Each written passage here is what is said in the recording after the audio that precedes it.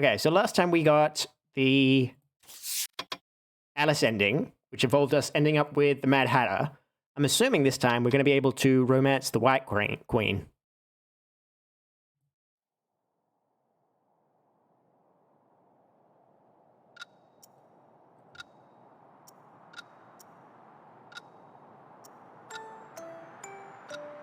Yep, drifting, drifting, falling.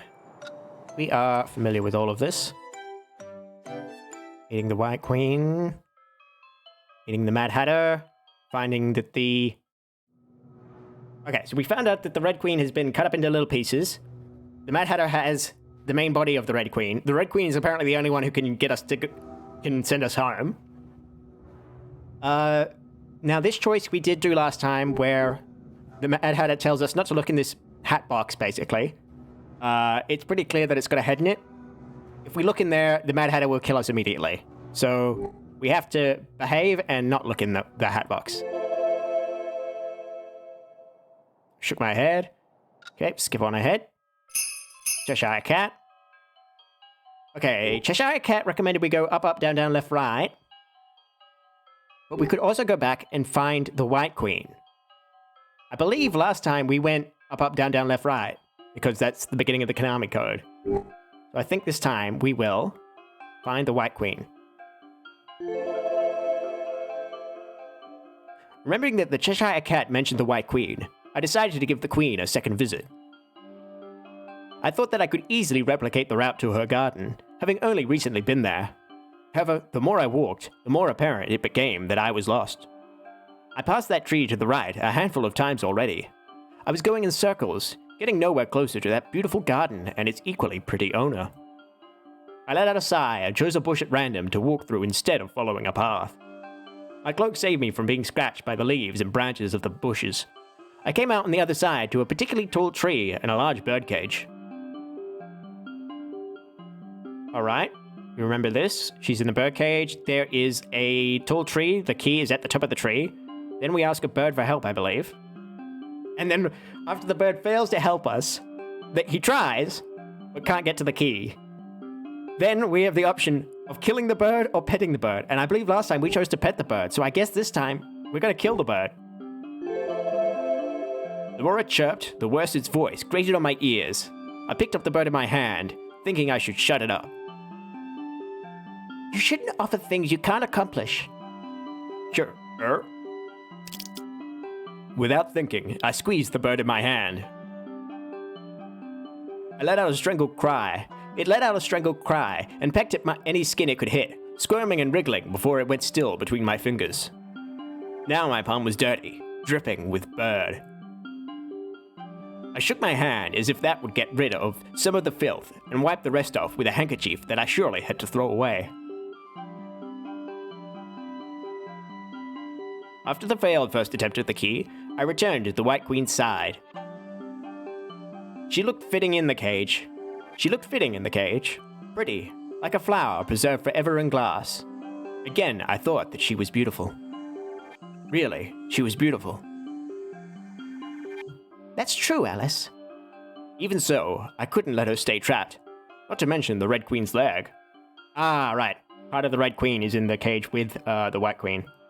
I am just going to turn this game volume down a little bit, because some of those sound effects are quite loud.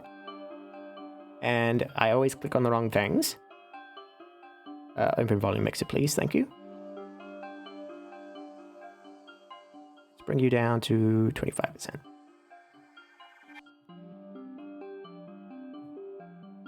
I wasn't able to find a way out. Do you have any ideas for what I should do, White Queen? Over there are some mushrooms. If you eat the ones on the left, you will grow. If you eat the ones to the right, you will shrink. I think they will be helpful. Magic mushrooms? I was hesitant to eat mushrooms picked from unknown wilderness, but I felt that I could trust the White Queen. Why? I didn't know. Well, it is Wonderland, isn't it? I'd forgotten something very important. The feeling of forgetting tingled in the back of my mind whenever I saw the White Queen. Finding the mushroom she pointed out, I faced a choice. There was a little yellow one with black spots and stem, and a large purple one with white spots and stem.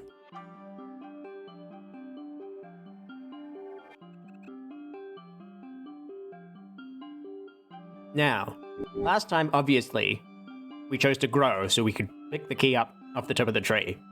But this time, we shall shrink. Eating a mushroom from the right, I immediately began to shrink. The world around me swelled in size. I became tiny, so tiny I could disappear. Before I could look around, a gust of strong wind blew me from my feet. I picked myself back up on my feet and saw a monstrous bird before me, looming over my body with a great shadow. No, I had been the one who shrank, so the bird was not monstrous. I was simply diminished. The ground trembled as it stepped toward me, as if to step on me. I rolled just out of the way. Chirp, you killed her. Who again? Jeep. My unintentionally voiced question was a mistake. The bird lunged at me. I made a mad dash out of the way, just barely avoiding the hurtling mass that came my way. Just as I gasped to catch my breath, its clawed foot slammed down on me. A talon pierced through my shoulder. Gah! I heard bone crack.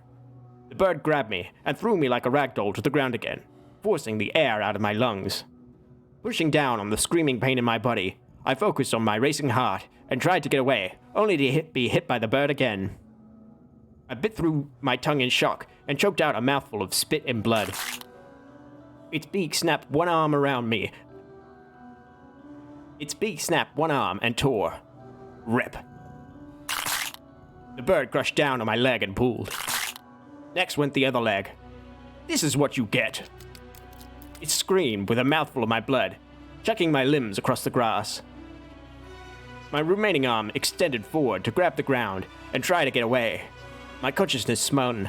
I didn't know which way I was going. I just needed to get away. I needed to drag this body away somewhere. Everything turned so cold already. I was going to die. I was going to die. The bird stepped on me with all of its weight, and with three vicious stabs, chopped off the last arm into a pulp. Yo-wo. Thank you for that, bot. Crack, squelch. This bird was a monster. I twisted my neck to look at the thing that would kill me. I was going to kill this thing if I had a chance. With one thrust, its beak gored through my head. Splat.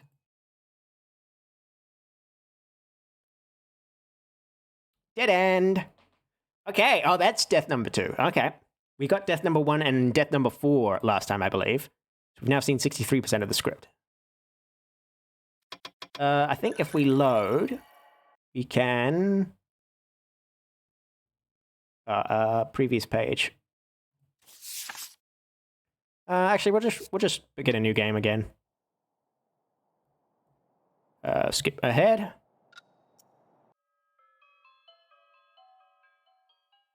Listen to the Mad Hatter. Skip ahead. Find the White Queen immediately. Okay, this time we'll pet the bird. Don't worry about it. I rubbed the little bird's head, causing it to peek up at me with its large round eyes glittering with surprise. Okay, now let's shrink. I ate a right mushroom and immediately began to shrink. The world around me swelled in size. I was afraid I would shrink to nothing, but I soon stopped shrinking. I must have been the size of a doll. Looking upward, I found that the key upon the tree was even further away. I hadn't quite thought my decision through. A gust of wind blew past. Another bird appeared, towering over me. The bird who previously helped me also looked large, but this new arrival outsized my little friend. It too was fat and pink, with beady eyes and a small black beak. Hello, Chirp. I heard you needed some help. I hadn't thought that you were going to be this small, but whatever works. Never know with them humans around here. Chirp. I paused for a moment to take in this new bird. I shouldn't have been surprised any more when the bird spoke, so I decided to take it in stride and enjoy the offer of aid where given.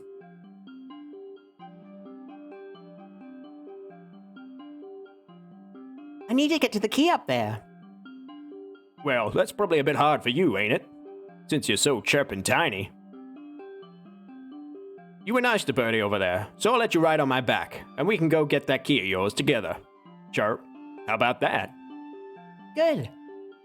I climbed onto the bird's back, admiring the look of its feathers up close. I made myself comfortable and grabbed onto its neck. Hold on tight, buddy. With a flap of its wings, the bird began to fly. Whoosh, the wind blew past me, throwing my hair into disarray. My cloak fluttered behind me wildly. We were so high in the sky, the sun became closer. In a few moments, we reached the key at the top of the tree. I grabbed it, placing my arm through the loop to hold it while riding the bird. The key was heavy, a silver thing almost as big as me. We descended, and I dropped the key to the ground. Thank you for your assistance. Welcome, Chirp. Don't expect a free ride again. I'm gonna go grab Birdie and go. So have fun with your own thing, tiny human. The bird left with his smaller friend. I lugged the key over to where the White Queen sat, breathing heavily when I finally walked the full distance with the weight in my hands. The key I now had, but the cage I could not open. I was much too small. The magic will wear off. In the meantime, would you accompany me to chat, Alice? That may be for the best. I would have to wait until I reverted back to my original size to open the door. Is the invitation for tea sometimes still open? Yes, always. Then shall I ask about what sorts of food and tea you like to drink to see what I might expect? What's your favorite tea? White tea. Do you prefer black tea still? How did you know? We chatted for a while about tea, and at some point, the conversation turned to flowers. Perhaps it was that she felt ambivalently. Perhaps it was that she felt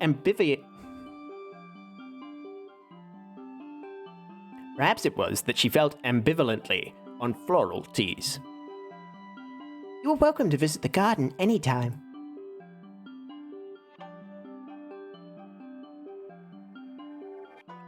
I couldn't find the way to the garden today. Perhaps getting lost had been for the better, as I found her in the end. Yes, that happens when I'm not there. But Wonderland should lead you to my way if you think of me. At least for you, Alice. I have nowhere to be but the garden. She paused, looking at something in the distance that I could not see. Would you believe me if I told you I could see the future? I looked her in the eyes and ascertained a calm surety. I didn't feel that she would lie, yet I couldn't quite believe her words either. I wondered what I had forgotten, what I was doubting. Rather than answer, I decided to play along. Can you change the future you see? Why do you ask? Otherwise, isn't it lonesome? I don't believe that the future is predestined, but the solitude of such a power would also be the fate of a queen in this world. Her words sounded contradictory. Hey, neat. Thank you for the spank. Even for the Red Queen? Especially for the Red Queen. The White Queen spoke of fate, as if still trapped by something more than just this birdcage. I couldn't understand. We talked a little longer. I felt a tingling up my arms and began to revert to my usual size. The world warped and finally popped back into its proper place. I twirled around to check that all was well. Identifying no issues, I picked up the key that I had dropped to the ground at some point and inserted it into the lock of the White Queen's birdcage. With a smooth click, the cage unlocked. I opened the door. The White Queen stumbled out of the birdcage, her legs still wobbly from sitting in the cage for so long. She let me hold her steady till she rebalanced herself. Thank you. You're welcome. I ought to return to the garden now, but my invitation is always open, Alice. I'll see you later, if you're willing. She handed me the Red Queen's leg. It was dressed in a black tight, the shoe red and tied to the ankle with a ribbon. Freed from the birdcage, the White Queen departed to return to her garden. Having obtained one limb, I searched around for another. Before I knew it, the day passed. I looked toward the sky where the sun had begun to set.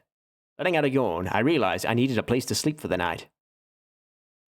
I thought back to the parties who had helped me onto my adventure to gather the Red Queen's dismembered parts. Surely I could find one of them. Now, last time I think we went back to the Hatter. This time, we're going to go to the White Queen. Thinking to the eternal tea time of the Hatter, I decided that seeking out the White Queen would be more productive. I dropped the limb off at the Hatter's place, thinking that bringing a piece of a dismembered person's body to the White Queen again wouldn't be quite appropriate. I walked to the White Queen's garden. This was a pretty place, and she a pretty person as before. She was watching the distance, looking at I did not know what. I wondered if my gaze toward her was like her gaze toward her object. That's a weird sentence. Alice, you weren't the one she wanted. Hello. The White Queen smiled. Yes, but I was the one in front of her right now. Good evening, Alice. It's almost time for dinner. Would you like to stay for a meal? Is it that time already? Her question made me realize the time once more. I would love to. Before long, a beautiful array of foods found its way onto the table, carried over by what seemed like magic, but was in fact little fairy lights. First came the appetizer. I put a forkful in my mouth and tasted nothing. Bland. I haven't felt particularly hungry since I came to this world. I felt little thirst, little hunger, little urge to expel waste, all inconvenient facets of mortal life. Perhaps this really was a dream. Her smile became somber. I know. This world must appear like a place of dreams. I picked at the food, my fork clinking against the plate as I moved items back and forth. She looked like a doll. Perfectly practiced table manners, indifferent expressions. Nothing told me what she felt, only that she would complete this task of eating. The main course arrived soon enough. This was also bland. Silence fell upon the dinner table. Certainly speaking too much during a meal was frowned upon by some, but this was much too polite. What sort of upbringing did she have? A queen was a queen, but I knew not which country she ruled, nor what courtiers she had. The White Queen was a mystery.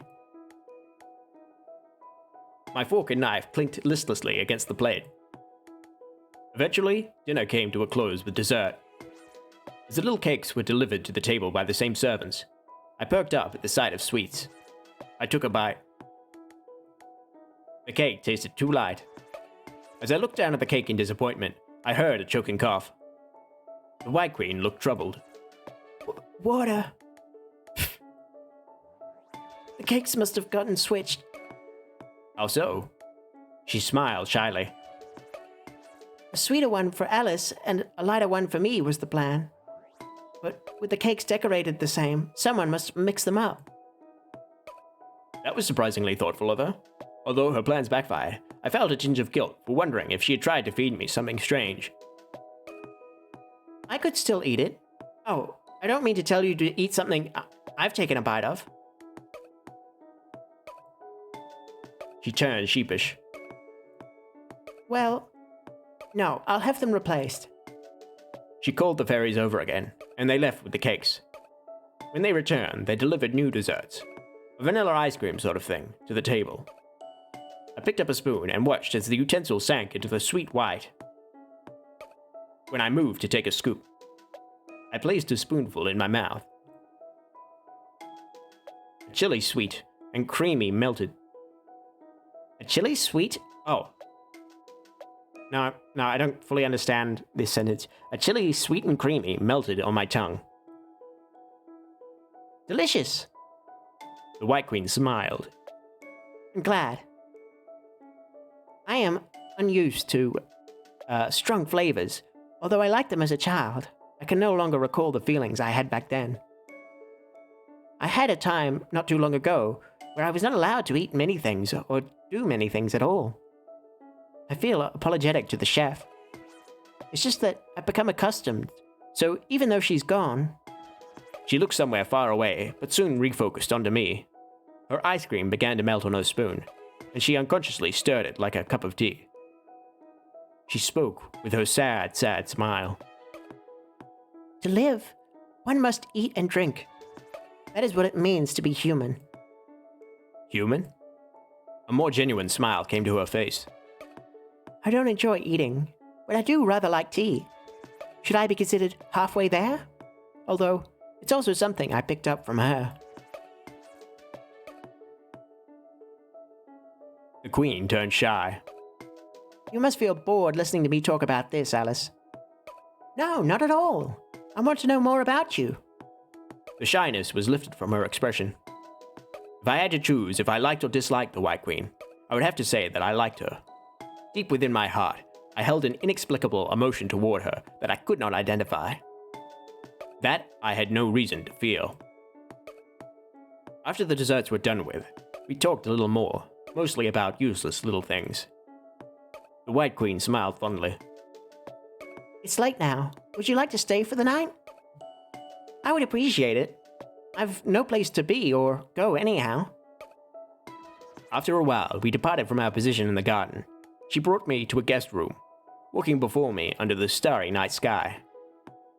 Good night, Alice. Will you head to bed as well? In a while, if I can. A little voice told me she couldn't sleep very well. To live, one must... Sorry, wrong voice. To live, one must also sleep, White Queen. Good night. Upon hitting the bed, I felt a haze of fatigue overcome my mind.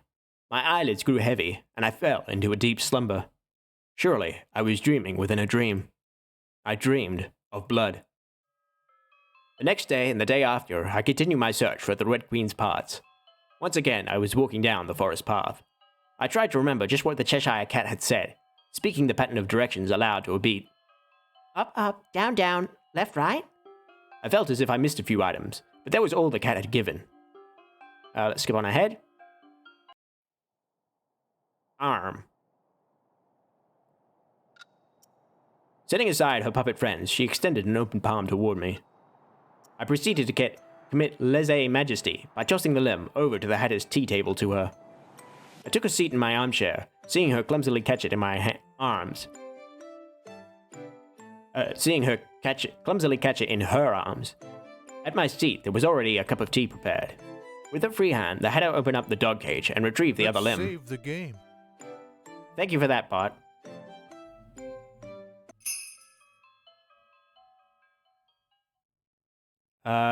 Search for Cheshire or check out the party. Oh, right. So the White Rabbit has invited us to a party.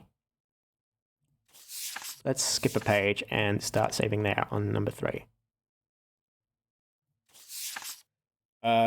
With the Duchess. Now, we went there and we played chess with the Mad Hatter last time. So I guess this time we'll search for Cheshire?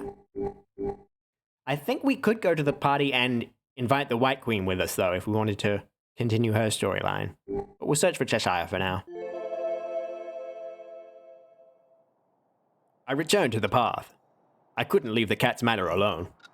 Thinking of her taunting flick, I had no idea where she could be, for she always appeared and disappeared as she pleased.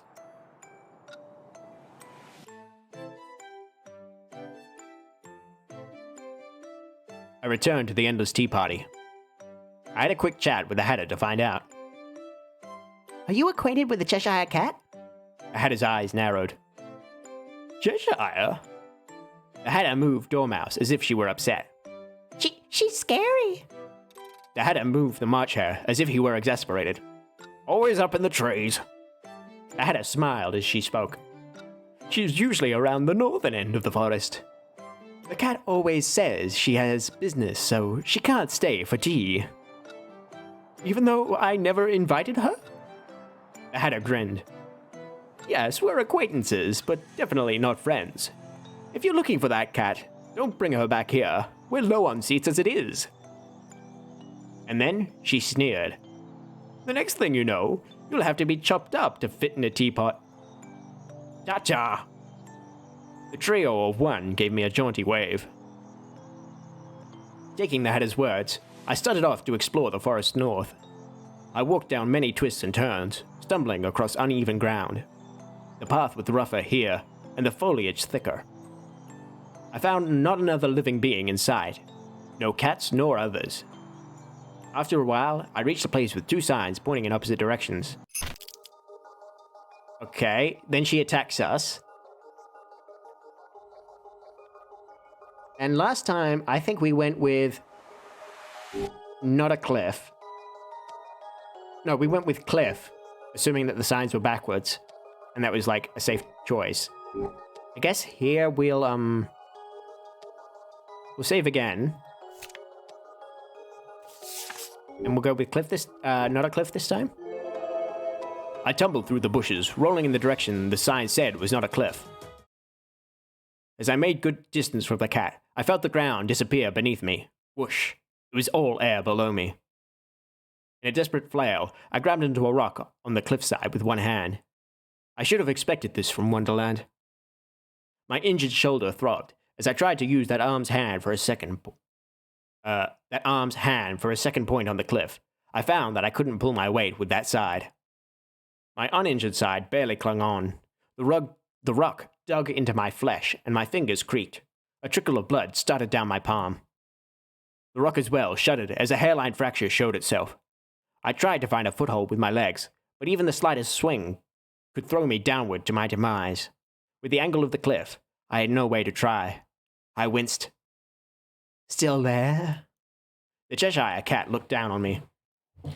Pacing back and forth, she pretended to contemplate what to do next while her shoulders shook with mirth. I squeezed my eyes shut to block out my dizziness. Why are you doing this? I had a bit of a revelation that Wonderland was mad, that's all. You and I, we're all mad. You both seem to have forgotten something very important. Even now, I can't seem to remember what it is. It's just a bout of madness, Alice. I see.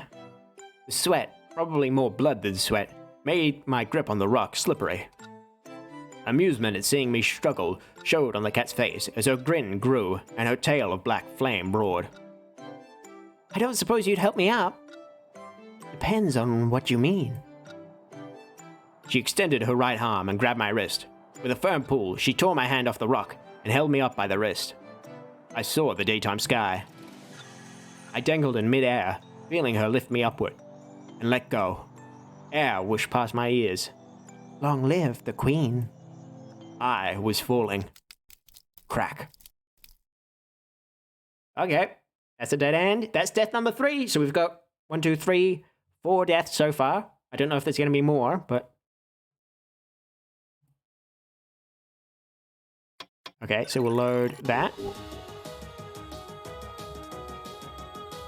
Was this music supposed to be playing before? Because I feel like it didn't. So we want to go to Cliff this time during our fight with the cat. We'll skip on ahead. Okay.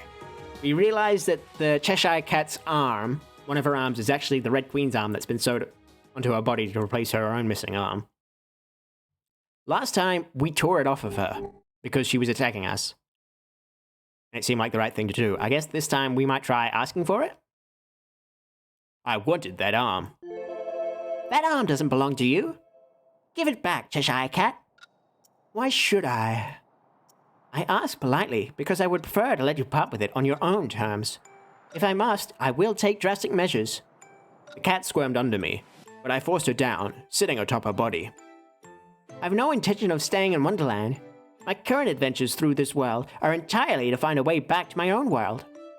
And as I recall last time, when we tore the arm off of Cheshire Cat, we then ended up like knocking her out and then throwing her off a cliff, effectively killing her. It was pretty brutal. As such, Cheshire, if you would hand over the arm, then we should have no further interactions. I will endeavor not to meet with you again unless it has to do with my way home. I can't fight anymore. A tension left her muscles, signaling to me that she had given up. She let out a scornful bark like a laugh as she acquiesced. Fine, I'll give you the arm. So get off. She made a weak motion as if to push me off. No, give me the arm first. Fine. Bruised, black and blue, bloody from our brawl, the Cheshire Cat twitched her stolen arm, looking at it hesitantly, as if unwilling to lose it. She shook her head. A faint cracking noise from her neck made her let out a whine of pain. She nudged her cape closer to her face and bit into it. Then, with a flickering left arm, Body twisted in an odd position under me, she tore the arm off of her own body with a slow and bloody rip. I heard the oddest sounds of flesh being rent from flesh. Through the cape came muffled groans. Tears glittered in her eyes.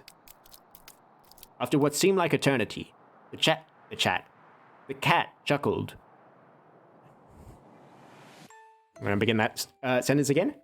After what seemed like eternity, the cat chucked the removed arm to the side. Blood dripped out of the stump from which the limb was removed.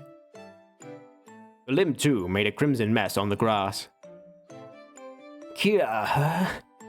Is that enough for you, Alice? I nodded. Now get off.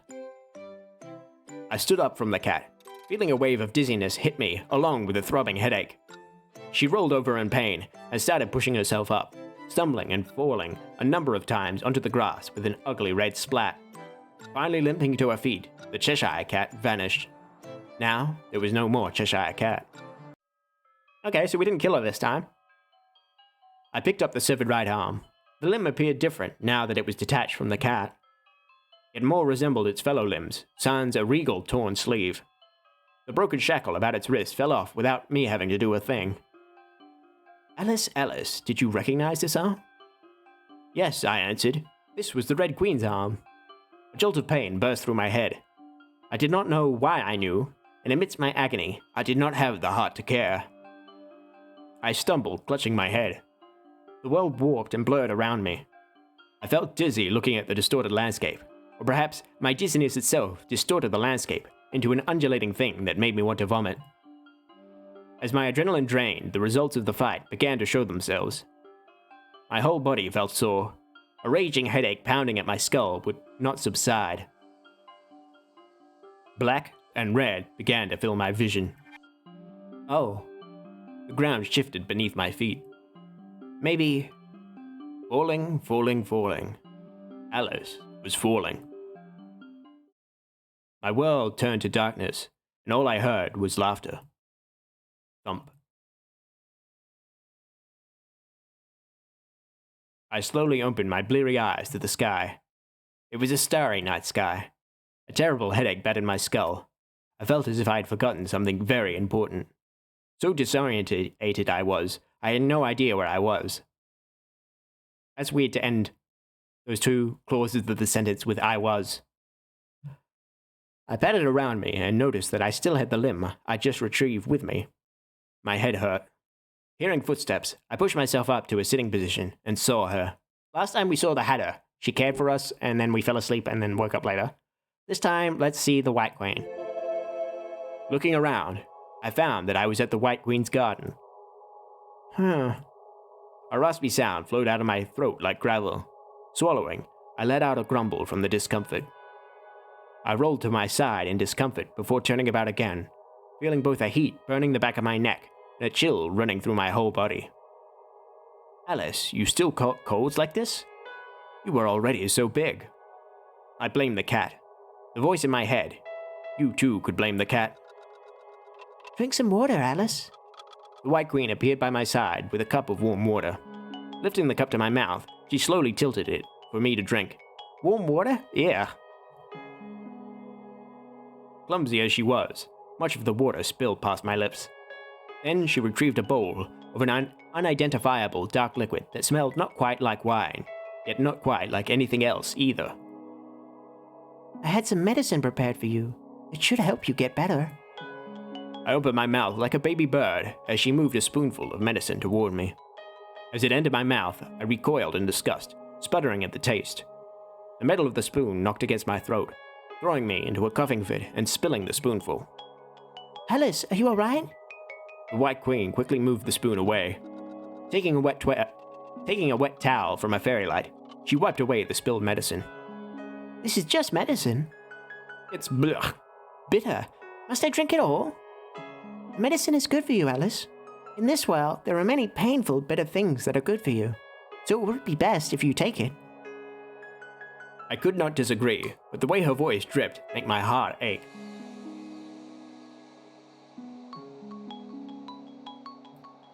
I wanted to disagree. Disregarding the taste that made me want to hurl, I took the bowl from her and gulped the medicine all down. I resisted gagging as I swallowed. Bitter? This medicine was much too bitter. My eyes watered from disgust. Good, Alice. She petted my head. Then she popped a piece of candy into my mouth. A sweet, milky flavor melted in my mouth, masking the bitter but not completely ridding my tongue of its misfortune. Sweet. The candy was sweet. I liked sweet. After I finished the candy, the White Queen gave me some warm water and had me continue laying down to rest. White Queen, you're a little clumsy, but I appreciate you taking care of me. I haven't had anyone. She held my hand and squeezed reassuringly that she was here. Thank you. I let out a yawn, feeling a haze float into my mind. Perhaps the medicine had begun to take effect. No, Alice, you're different from her. She never, ever showed me this side. Not even at the very end. Not even then. She murmured to herself, thinking that I would not hear. Alice, perhaps she was looking at you now. Although she was always looking far away, perhaps at this moment, she was looking at you even just a little. My eyelids grew so heavy that I couldn't keep my eyes open any longer. Good night, Alice. She laid a kiss on my forehead. Too tired to say anything in response, I fell into the realm of dreams. After a few days of rest under the White Queen's care, I recovered to full health. I never wanted to taste medicine again. She gave a sheepish smile. When you assemble the Red Queen, will you come visit again? Yes, I will.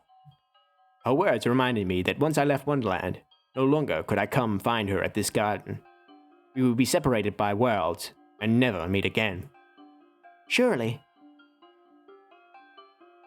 Bidding goodbye to the White Queen, I stopped by the Hatter's place to drop off a limb. Then I returned to the path. The Red Queen was nearly assembled, missing only her head and a fourth limb. Onward, I continued with my search, so that she could send me home. I took out the invitation that the White Rabbit had delivered to me. Running my fingers against the paper of the envelope and the imprint on the wax seal, some sort of animal, I tore the invitation open. Inside, I found a card and read it to myself. Okay, we're going to be invited to the party. Now, last time we took the Hatter. This time, we'll take the White Queen.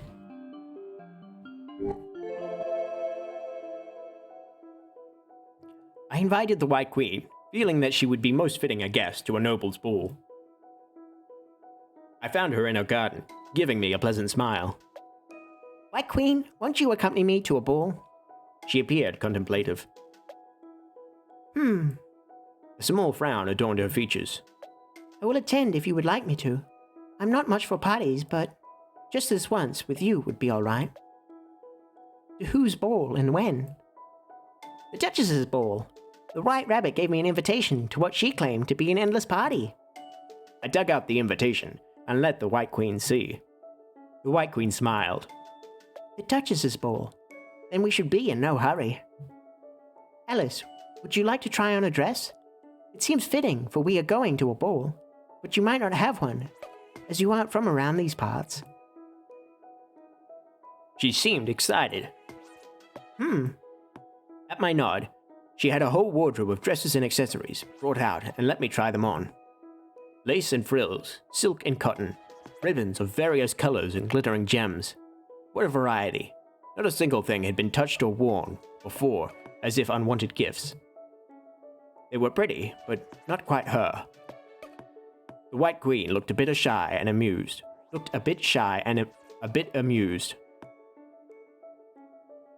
me try that again. The White Queen looked a bit shy, a bit amused. I might understand why children like to doll up pretty girls. I'm not particularly... We tried a number of different outfits. I changed into the next dress, a red dress. Feeling the comfortable fabric on my skin, I twirled around to feel the dress. The White Queen appeared hesitant, sad even. Red suits you, Alice. It does, doesn't it? For a moment, her gaze went far, far away. But perhaps not today. Must I wear a dress? I did not plan to be here for long enough to deal with the consequences, even if I particularly offended anyone. My plan was, and continued to be, to gather the Red Queen to leave. Therefore, if it would realign her gaze, then I preferred not to wear a dress. No, you need not worry about a dress. If you prefer not to, the Duchess won't be bothered. She smiled. I did say that I could see the future, did I not? Let me reassure you of that, Alice. She too seemed relieved that I chose not to wear this dress. The dress must have been tailored for someone special, as it didn't match the White Queen at all. I changed back to my own clothes, feeling my cloak snug around me. This suits me best. In exchange for that fun, will you allow me to do your makeup?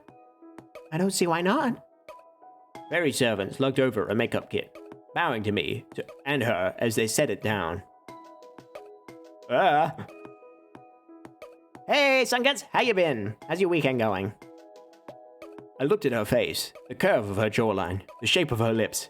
Seeing her up close, I felt a little flustered because she was so pretty. With the tools given, I traced over her features. Alice, was she not already perfect? What was there to even cover up and make more beautiful? Truly, this was my white bird. Whose? Not wanting to ruin her features, I drew very little on, only dusting a light layer of blush on her cheeks. My hand hesitated. The whole while, she smiled. You're sore? Can hardly walk? You ran too much this morning? How am I doing? I'm doing great. Sunguts? And I didn't know you ran, but obviously you've been doing that too much. The whole while, she smiled. She shifted when the brush tickled her. She leaned in toward my touch, looking as if she would kiss me, and caused my heart to flutter and blood to rush to my head. Fiddling with the makeup tools, I retreated. That should be all. I didn't poke you, did I? I felt not a thing at all, Alice. In fact, you were a very gentle person. A fairy servant brought her a mirror, called with a simple gesture from the White Queen. Looking upon my handiwork, I found that she looked no different from before, pretty and white. Still, she seemed pleased. As I decided not to dress up, the White Queen chose to do the same. Shall we go? I extended a hand toward her. The White Queen looked sheepish. Certainly. She called a carriage, a pretty crystal thing, whose coachman sat invisibly with but a shadow. The horses, too, were nowhere to be seen like fairies. We entered the carriage, and off it went. I looked outside the window, seeing familiar yet unfamiliar scenery. Some places I had never passed by, even when coming to her garden. Our ride stopped amongst a number of other carriages. I alighted, helping her down, and we walked up to the Duchess's manor. It resembled a large white castle, towering against the dark sky with pointed roofing. A guard stopped us at the entrance. Halt! Please show your invitation card. I handed the guard the card. Now I'm doing the voice. I handed the guard the card. He looked it over, glancing at me and the White Queen before stiffening in surprise. Your Majesty the White Queen? Making eyes toward another guard, the guard gestured and led us inward a few steps through the entranceway.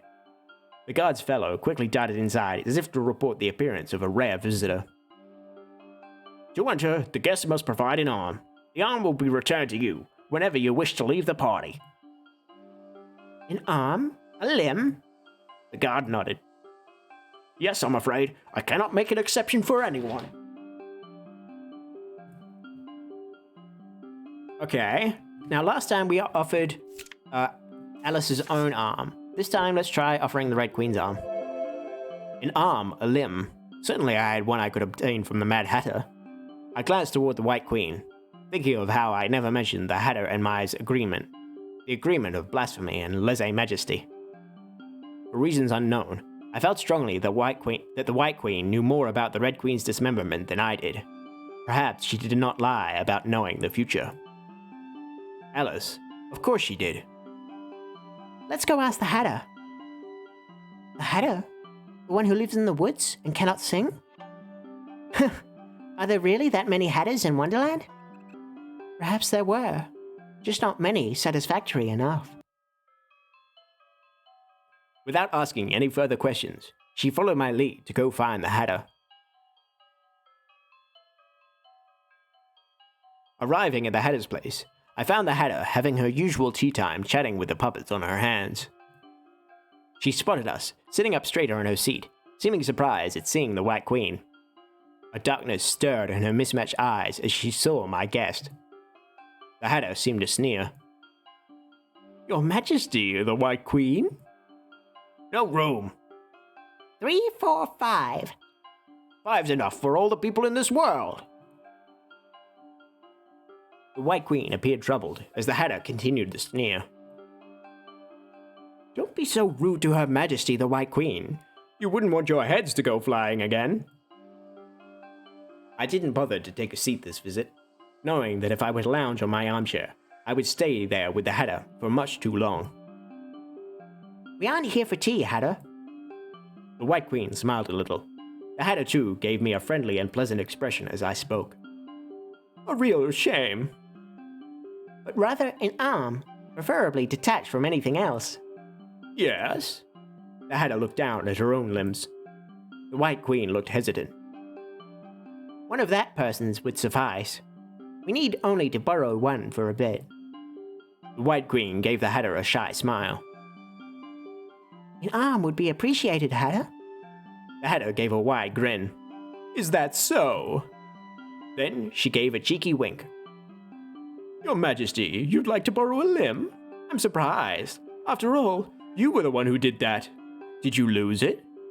What I mean to ask is, did you lose your trash?" The White Queen frowned at the Hatter's words. Her brows furrowed in anger. I have no idea what you're talking about.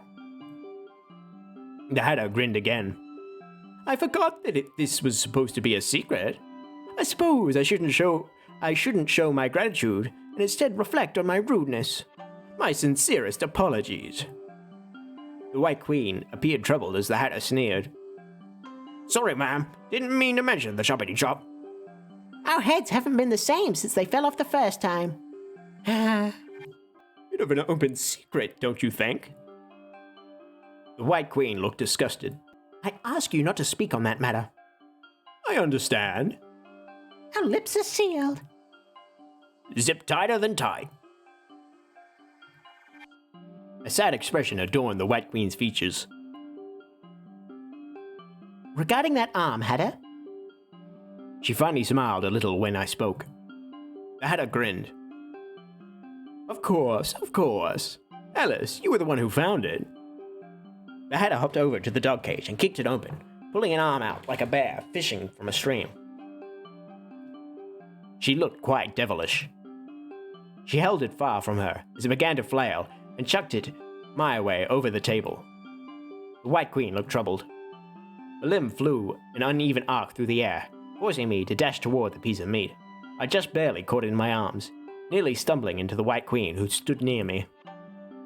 Her arm. The White Queen's eyes bored into the severed arm with distorted intensity. There was a smile on her face. I had a grin with her brow still knit in a devilish manner. Bring it back later, Alice. I will. The White Queen frowned.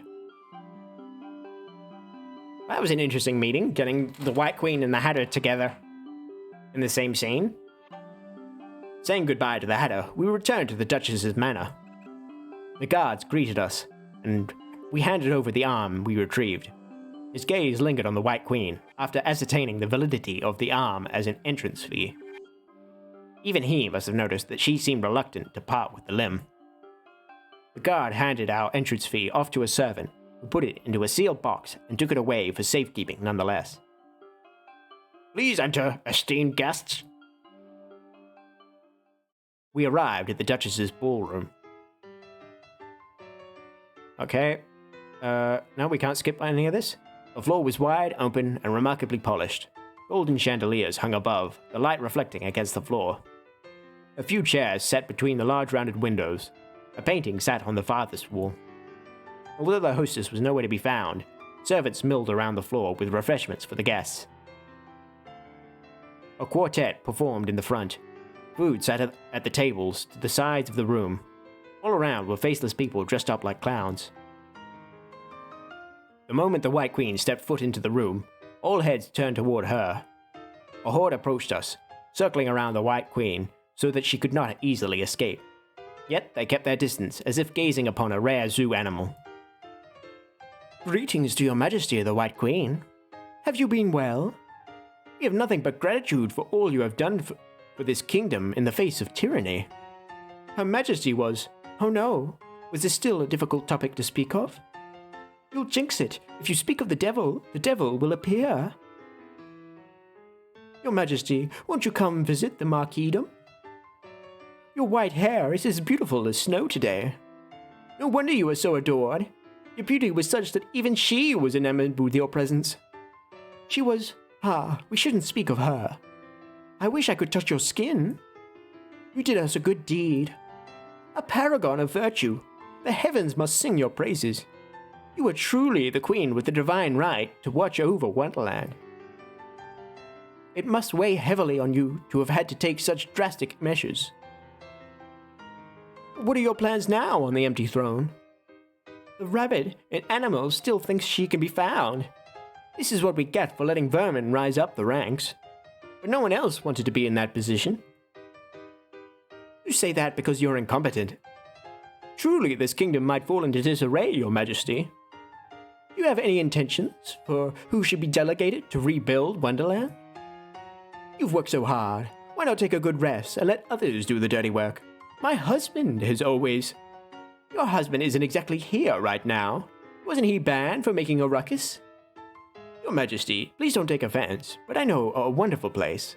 Brilliant volcanic springs. To recuperate from being locked away for so long.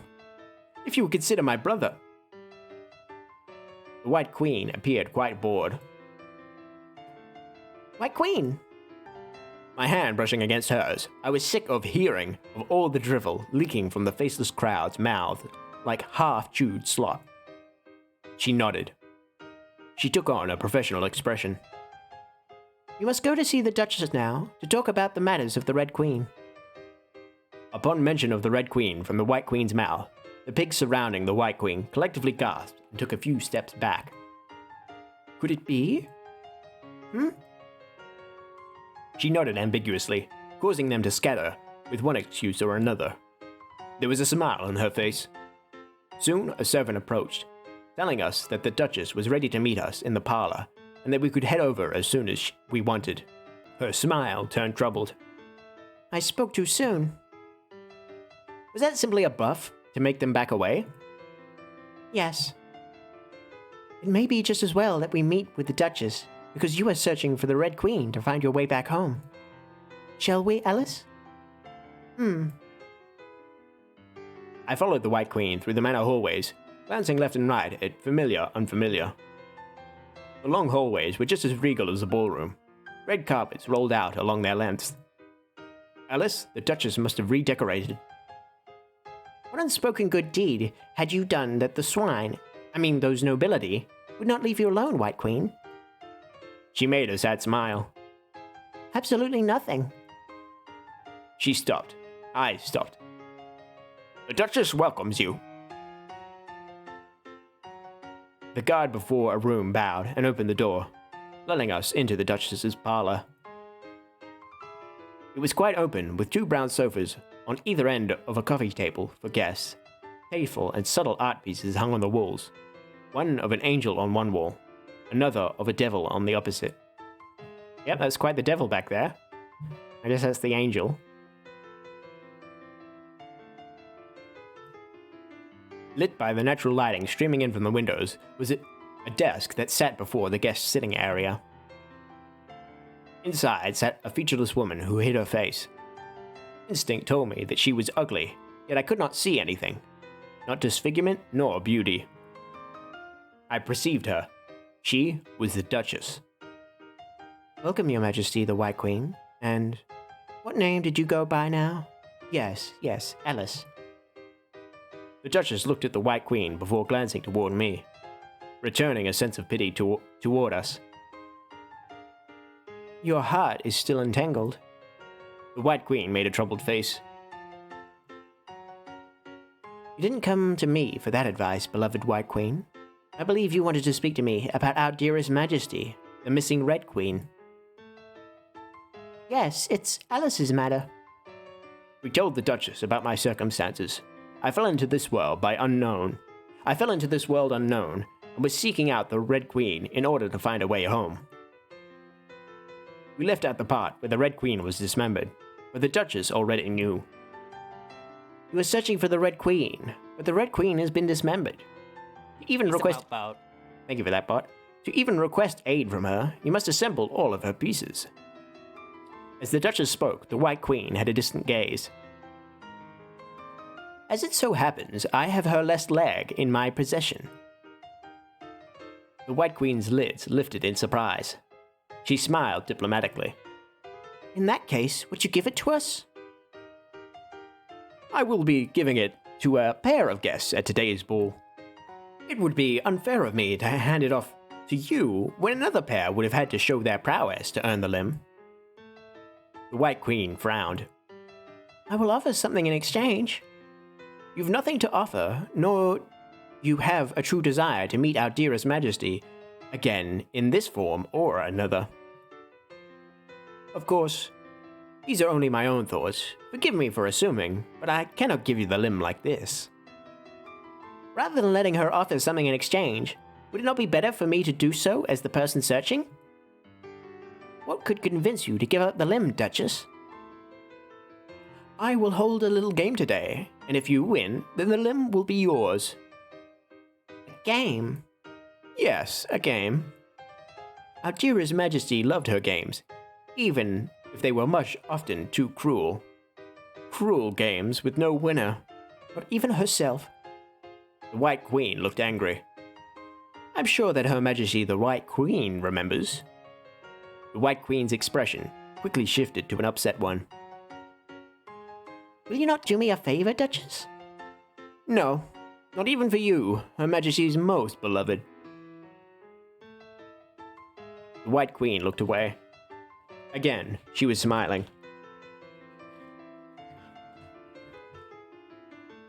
Finding little more we could say to convince the Duchess, we left the Duchess's parlor, seen off to the door by her. We returned to the ballroom to wait.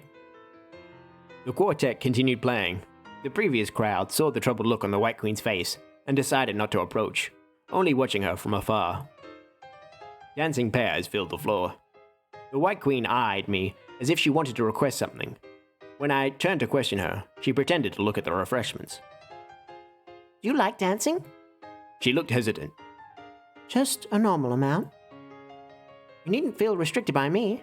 I'll be fine by myself if you prefer to have a dance, or a few now that you're here. She smiled. Alice, what is it? May I invite you to dance?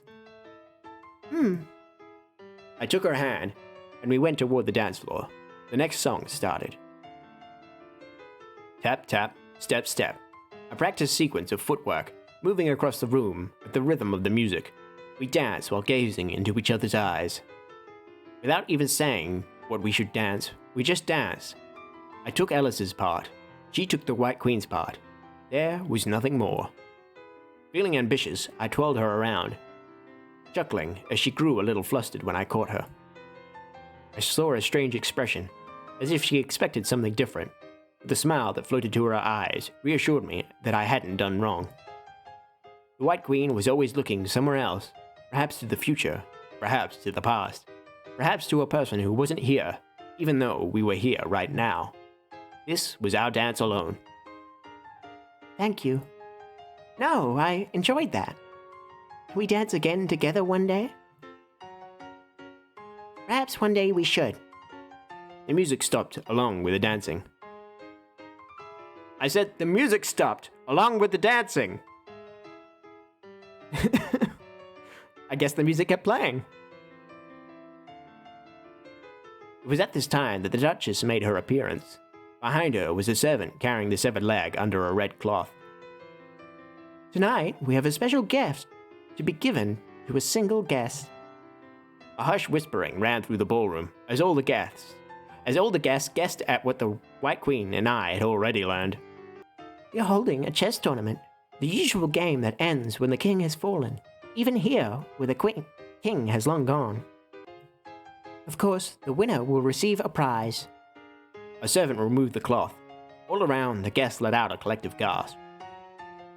What, you may ask? Why, it could only be our dearest Majesty's leg. May the best strategist win. The Duchess clapped. The servants began to move out, setting up tables and chess sets in a matter of minutes. With a match list created, the tournament started. Here was an exercise left to the reader.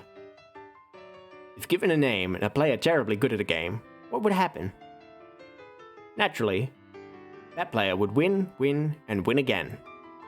To my surprise, for this game, that was chess, and the player who was terribly good was the White Queen, even with the handicap of Alice as a teammate. How do you do chess as a team game? She was smiling all the while. We made our ways to the finals, where we met with the last opponent, not at a table, but in a cleared out space in the ballroom, with a large chessboard overlaid. The White Queen made a troubled expression. The last opponent was the Duchess. Around her, lined up, stood 1 1/3 dozen soldiers dressed up in black like chess pieces. The White Queen looked disgusted. Do you mean chess, Duchess? Our dearest Majesty enjoy watching games like this. One of you two have to take the role of a piece, and otherwise I will provide the other pieces for you to play with. Please, take your time to decide. Those blades the Duchess's black pieces wielded looked heavy and sharp, dangerous. The White Queen looked troubled. She looked at me and gave me a worried smile. Alice, let me. You could get hurt, White Queen. She frowned at my words. I would say the same to you. At the very least, the Duchess would hesitate to hurt me, for I am the White Queen. However, you were Alice. I know. In that case, I can't just let you take that risk. Funny, the idea of seeing you hurt pains my heart. She made a sad smile. We stood at a standstill for so long that the Duchess had a set of white pieces shuffle in and take their spots on the board. One of us had to be the human chess piece. Okay, we'll save there. Who shall be the chess piece? I guess we'll pick the...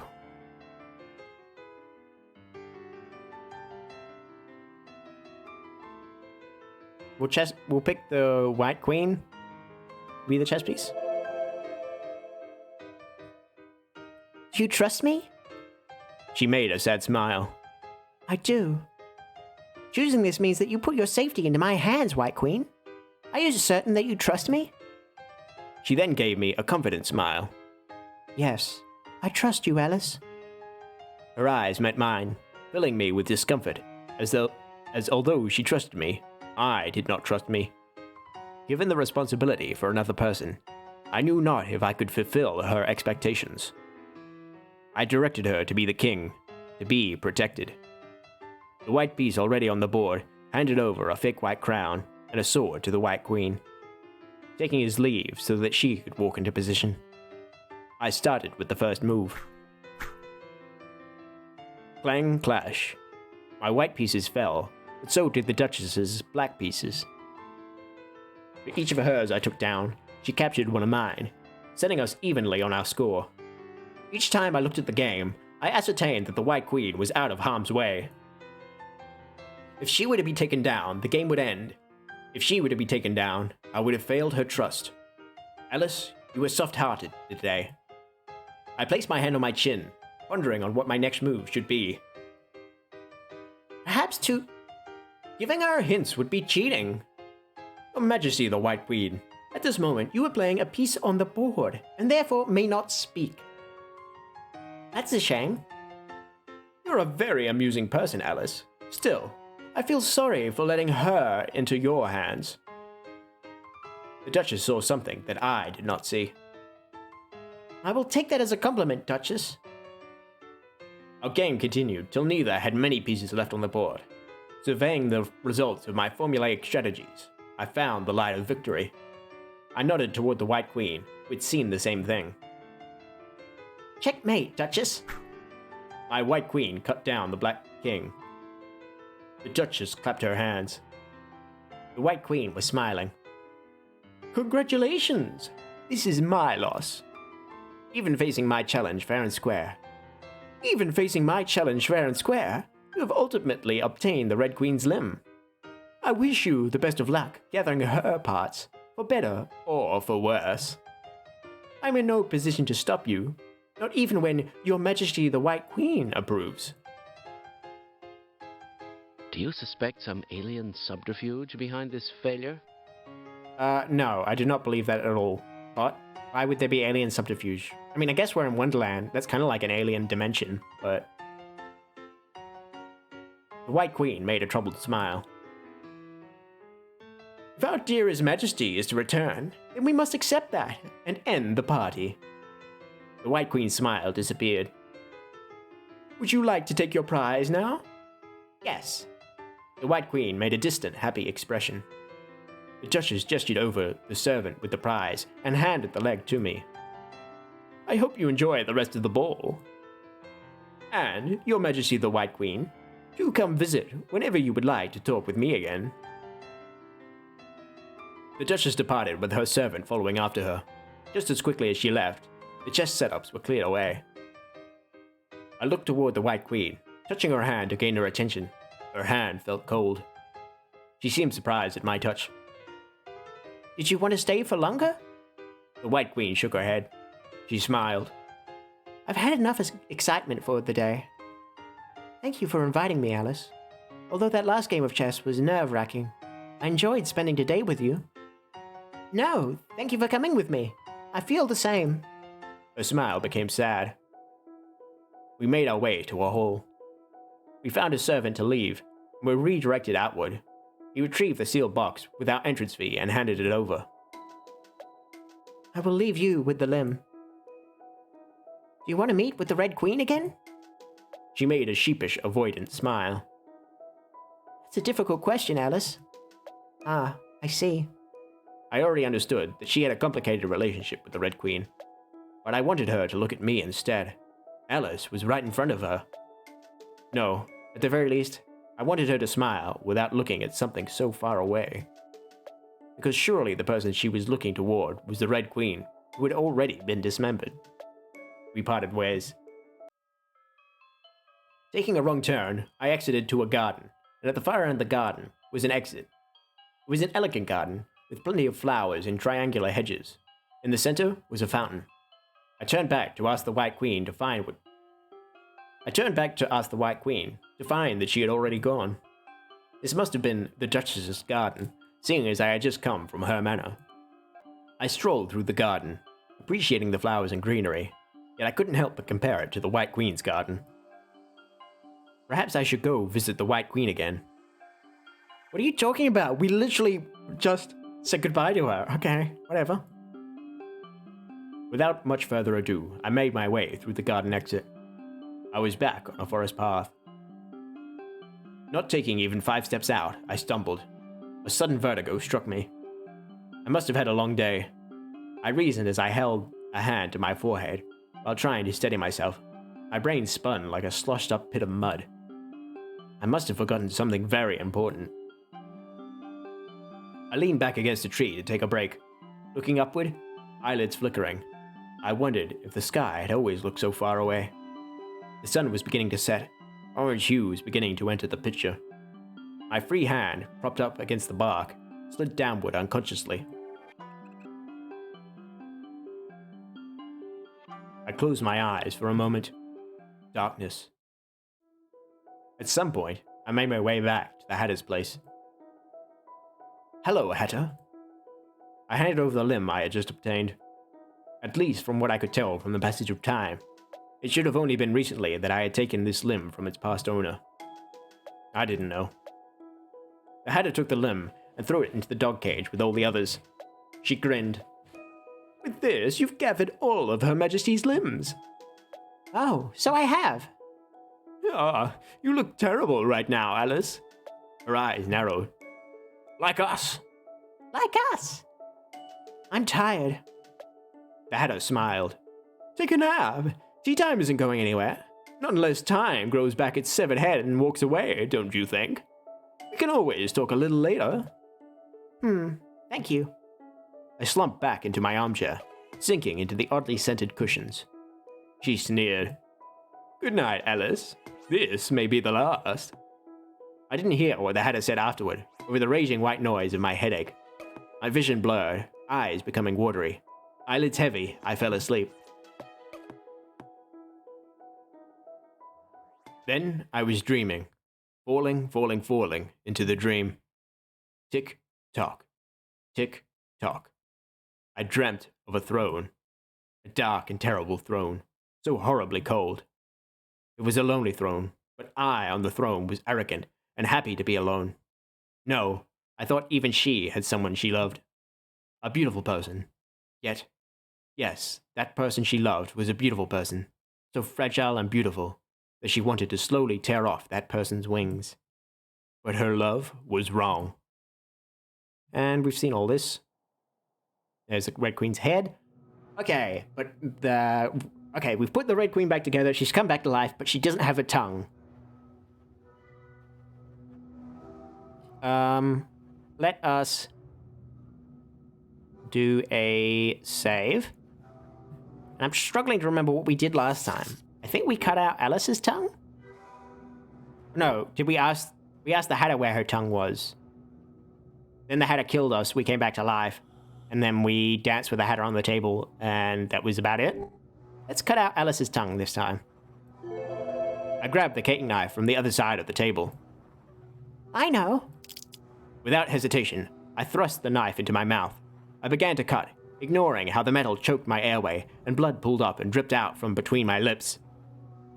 I sawed back and forth with a slightly serrated knife, much too dull, tearing through my tongue. I cut and ripped and sawed.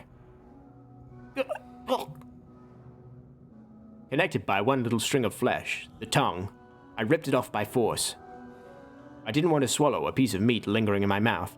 Coughing and choking, I brought a hand up to my lips, and blood spilled right past my fingers. The knife clattered to the ground. My head hurt more than my mouth, temples throbbing. Alice belonged to the Red Queen. I spit the bloody lump of tongue into my hands and gave it to the Red Queen with shaking hands that doubled and then tripled in my contorting vision. She seemed to swallow it. I heard a crunch from inside her mouth, a disgusting sound. Alice. Alice. She smiled, and I mirrored with a shaky smile. What a time for madness. With her hands still nailed to the chair, she shifted, crossing her legs as if to make herself a tad more comfortable while she laughed silently at me. I heard the Hatter call out, but only the Red Queen's voice reached my ears. Red, red, red. I wouldn't stop flowing. Red, red, red. Red wouldn't stop flowing from my mouth, dribbling past my lips, pouring down my throat in a viscous, metallic flow. Dribbling past my lips, pouring down my throat in a viscous, metallic flow. How have you enjoyed my domain? Everything was spinning. I sputtered out a wordless response as I grew lightheaded, drowning in my own blood. The red was spilling all over my armchair. No, I certainly have to clean up all the vermin that gathered when I was gone, and all the thoughts that mine should never have had. She lifted her hands and tore out the nails lodged through her flesh. Quickly, the skin and muscle knitted together, leaving but a faint pinkish color on her skin. Picking up the nails, she threw them like darts toward the Hatter. Although I couldn't look toward the Hatter, I heard an ugly, piercing sound. For example, my little white bird. The Red Queen gave me a hand of applause. Alice, your job is done. Well done, myself from another world. This is the best that you have accomplished with your life. You have my commendation. I couldn't breathe. Each time I gasped and wheezed, only liquid flowed down my airway. Red, red, Red painted my lungs red. I slumped over, trying to hold myself up, even as I continued to bleed so much red that I couldn't bleed any further. Breathed so much red that I couldn't breathe any further. This was it for Alice. Thump. Dead end! Oh, that's death number 6, so we're missing death number 5 then. I think. Now we've seen 83% of the script. Okay, we'll load that last choice back here and ask the Hatter where the tongue is. I tried to find my own tongue. Yep, blah blah blah. Let's roll back a bit. But then she went up and died. The Hatter was talking about getting revenge after the Red Queen had killed March Hare and Dormouse. So we've pieced together the Red Queen, who was bloodily dismembered because she was previously a tyrant. The Mad Hatter is just explaining that she wanted to get revenge after the Red Queen had beheaded March Hare and Dormouse.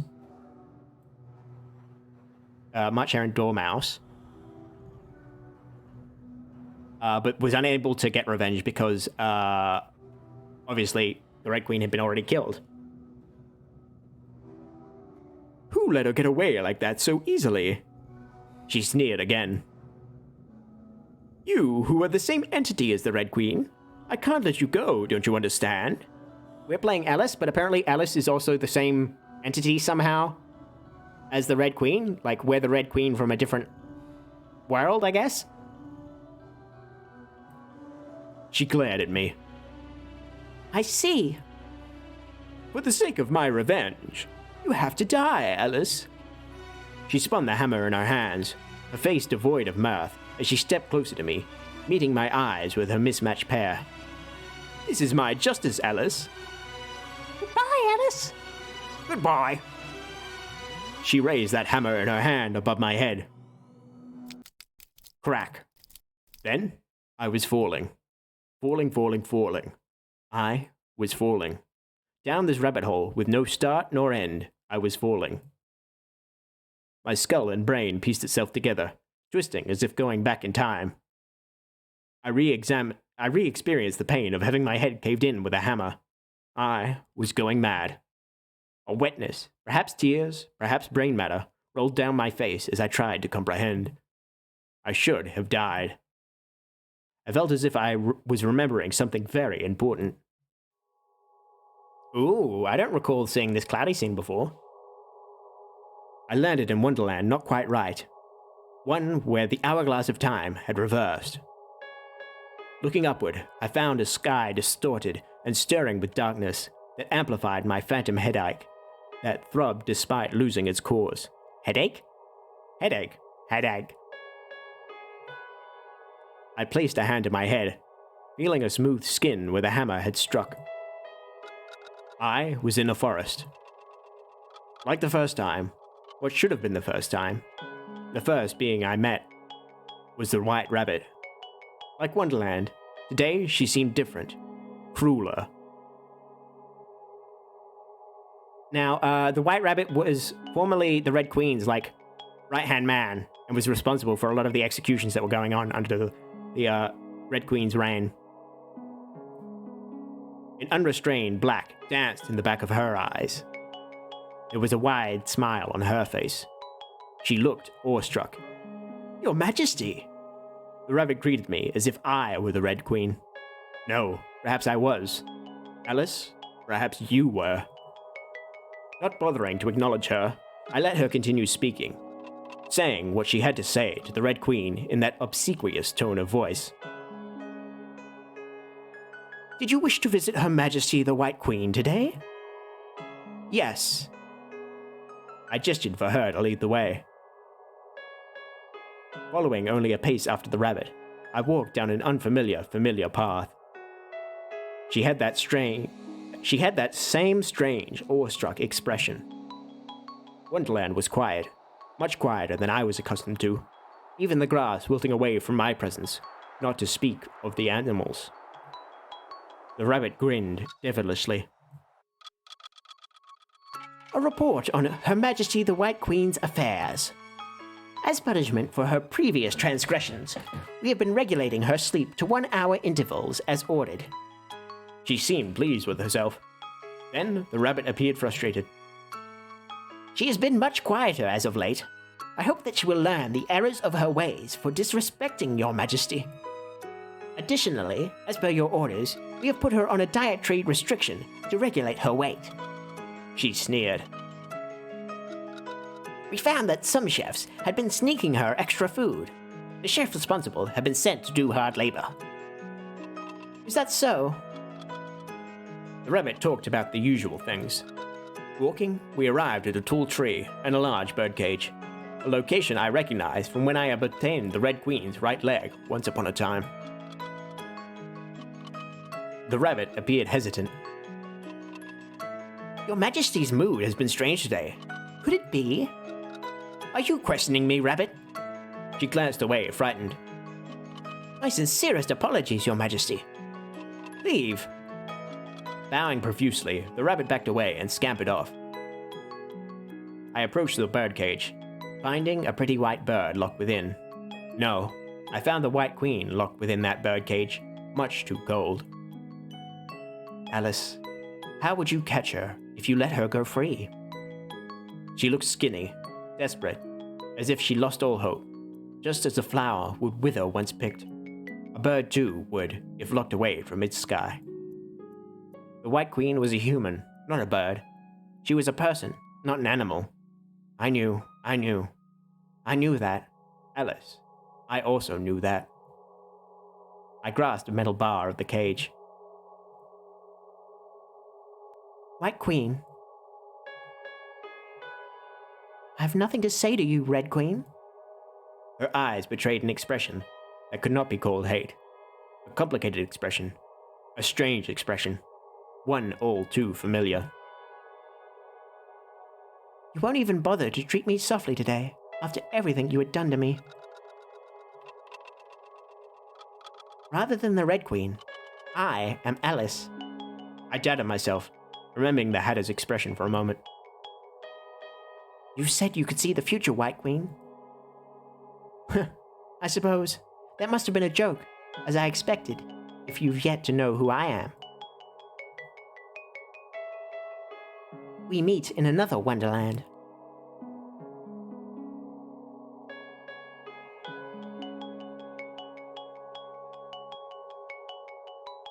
I may have fallen in love, and maybe my affections were one-sided. In a terribly beautiful garden, I was lost, chasing after a rabbit in confusion after falling down a rabbit hole into another world. I told the White Queen about my adventures in Wonderland. I told her about a strange hatter with mismatched eyes, a cat whose dark tail flickered like flames, and the whimsy of living limbs. I told her about the brilliant night sky and every moment we spent together, too few yet still overwhelmingly precious. Then I came here and met the White Rabbit who led me to you. How fantastical that would be. I felt the same way, speaking about the quest that I, that dull Alice, had found myself embarking upon, falling through an endless void. Only a miracle could have brought me here to meet her and all the others in Wonderland. But tell me, you who share her face but not her name, why should I believe you? Why should I think that you are not but the Red Queen, mad again with some scheme? You are. She is the one who knows me best in this world. We were born together, fated to die together, as if death could reach us at all. Bound by a marriage from our conception, did you not say? She said. The Red Queen said. So it should be that you finally lost it. Her pale eyes locked onto my body, the Red Queen's body, as if viewing someone unfamiliar. Or am I the one who has gone mad? You claim to be from the future. Then should I be from the past? The Red Queen is dead in my time. You understand what those words mean? Only a pinch of blasphemy. Hello, Suck. How you going? This is Who is the Red Queen? A horror visual novel about Alice in Wonderland. Only a pinch. But these memories, these happenings that must have happened in the future, they're quite important to me. Meeting you was important to me. Important. You also like to say sweet words in the past. Should I say that she also liked to say sweet words in the past? I understand now. The Red Queen will no longer love me, so she gives me a replacement till she tires of playing this act. Tell me, what type of tea do you prefer? I blinked in surprise at the sudden change of conversation topics. Black tea. Do you still like white tea now? The White Queen looked at me, at Alice, for only a second. No. A strange tone of voice escaped through her lips, as if she came to a realization. She sounded soft and tired.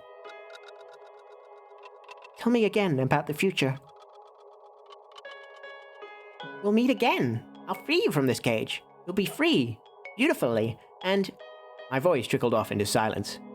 I had no happy ending to tell her of us. None of Alice and the White Queen. What mattered to the White Queen was the Red Queen. She'll be long gone. Why? No, don't answer. I believe you. Something beyond logic tells me that I should believe you. Can you make the me of the future happy? I wonder. After all, my White Queen had always been looking far away. No, you wanted to leave after all. You gave me a wonderful story, but tell me a better one next time, please. Remembering the key I obtained in a previous Wonderland, I checked my pocket and pulled out that very key. Take this. Holding it in a closed fist, I passed the key to the White Queen through the cage bars. She took the key with trembling hands, gripping it tightly as if the metal would disappear. Knowing that having the key was a risk, she hid the key away in her dress. Perhaps she would use it to escape from the Red Queen.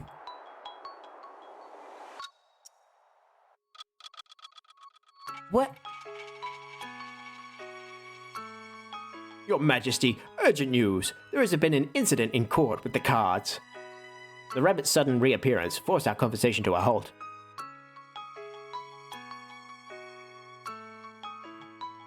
She had a stressed expression. Why does it look like she could fit through the bars? It's Wonderland, I don't know. But you guys both like sweet tea? Kalish and Bruxus? I can't say that I've ever particularly cared for any kind of tea. She had a stressed expression. The Red Queen will kill them all. Don't go. The White Queen gestured to me, telling me to lean in closer to her. She moved up to the bars of the cage, as close to me as she could come. Show me that I can believe in you, and I will find you. Until later, Alice. Then she gave me a peck on the cheek. And, falling, I was falling once more. I fell down, down, and down through a sparkling, shining darkness. Too bright to be dark, too dark to be bright. I recognized this darkness now. I wanted to be chasing after someone, after something. Ooh, this is an interesting artwork. Falling, I fell until I landed and saw the night sky above me. Oh, that's the crossguard on a sword. I thought she was holding a gun for a second there, which would have been very funny.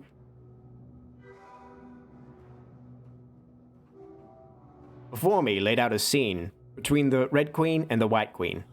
I was like a spirit, invisible to all who were present. The Red Queen was on the ground before the White Queen, a sword in the White Queen's hand. A blade glittered in the moonlight, betraying its sharpened edge. Behind the White Queen stood a group of denizens of Wonderland. They were in a clearing in the middle of the dark forest. The Red Queen wore regal red clothing, with black and gold accents. her long blonde hair tied with a red ribbon. That high-class look did not match her pathetic position on the grass. There was nothing in the White Queen's expression as she glared down at the Red Queen.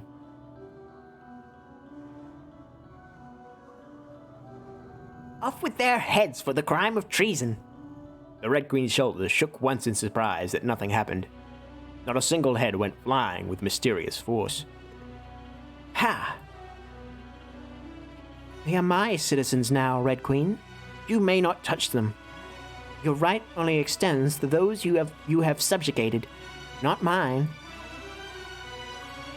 You were once sole ruler of Wonderland, but now you have lost. Ha ha! I united this dirty, broken world and tried to make everything right.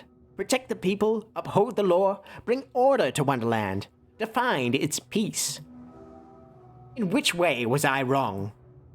Red must spill for peace, but it seems some people prefer freedom over all else. We were born just as space and time were, created at the genesis of this world. We were the only two existences of this distorted Wonderland. Therefore, given such power, we were to be the rulers of Wonderland with divine right. You were the one who gave it all away first because you were weak. So I took all of the responsibility onto myself because I loved you. Were you not happy within my cage, protected from the outside world? We were the only two of our kind in this world. If you did not care for this place, then I let you live a beautiful life within a cage. Let you stay, beautiful White. I loved you dearly, White Queen. But you were the same as everyone else. Traitor! I'm almost sad. No, heartbroken. Ha! But what choice do I have now? White Queen, you'll cut me down now, won't you? Or will you continue to be a coward? Show me your conviction to betray me. There can only be one victor if we are to be pitted against each other. I couldn't see the Red Queen's expression. I loved you. I betrayed you? You were the one who betrayed me first. The White Queen raised her sword and cut. A limb. Sharp pain shot up my arm, even though I was not the one who was cut. There was a rough tear and plenty of blood at the stump where the limb once was. The blood soaking into the Red Queen's dress. Blood, too, soaked the grass beneath her, dyeing the green red like her. Who betrayed who first? You who were in charge of time. A second limb. I squirmed as I tried to grab at a wound that did not exist within an arm that my brain screen was no longer attached. It hurt, but no red came out of me. Should know better than me. A third limb. A final limb. Blood splattered over the White Queen's dress, staining her red as the Red Queen's body shook. In agony, I gasped. My vision shook, tilting as I lost equilibrium, and filling with tears.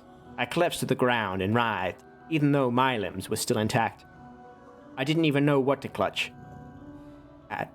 What to clutch with. You're also a sadist, aren't you? I'm just angry. Finally, off went her head. Once, twice, thrice, the White Queen hacked at the Red Queen's neck, as if taking out her frustration on a neck already severed. My consciousness snapped. My vision blacked out.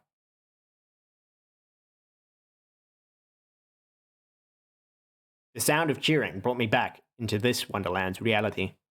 The once quiet crowd began to celebrate at the dismembered Red Queen. We're free! The tyrant is dead! Your Majesty, the White Queen, won't you be the new ruler of Wonderland? No. Her voice was quiet, fragile. I would appreciate it if you would all keep news of this murder quiet. She did not turn around, not wanting to show the difficult expression that found its way onto her face. Ignoring the joyous clamoring of her people, the White Queen looked down at the Red Queen's corpse, So, the White Queen was the one who dismembered the Red Queen. I choked out a pained laugh at the revelation, grabbing at my neck to ascertain that I had my head. I was dying. I was dying. I was dying. Yet, I wasn't dying. I was still intact. The one who'd been dismembered was the Red Queen. However, we were nearly one and the same. Alice? The White Queen's whisper broke me out of her stupor, her gaze landing directly on me to the point that our eyes met. She would not look away. She walked forward 2 steps, both toward the Red Queen's corpse and toward me.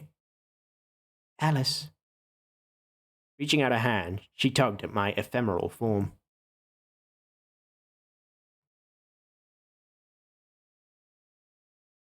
Then, I was falling. Falling. I was falling. Again. The raging phantom pain that sent me nearly catatonic faded with a chilly sensation, reminiscent of the White Queen. In this deep, deep rabbit hole, where time was but an illusion, I fell and healed. I was Alice. I was the Red Queen. We were one and the same, but divergent.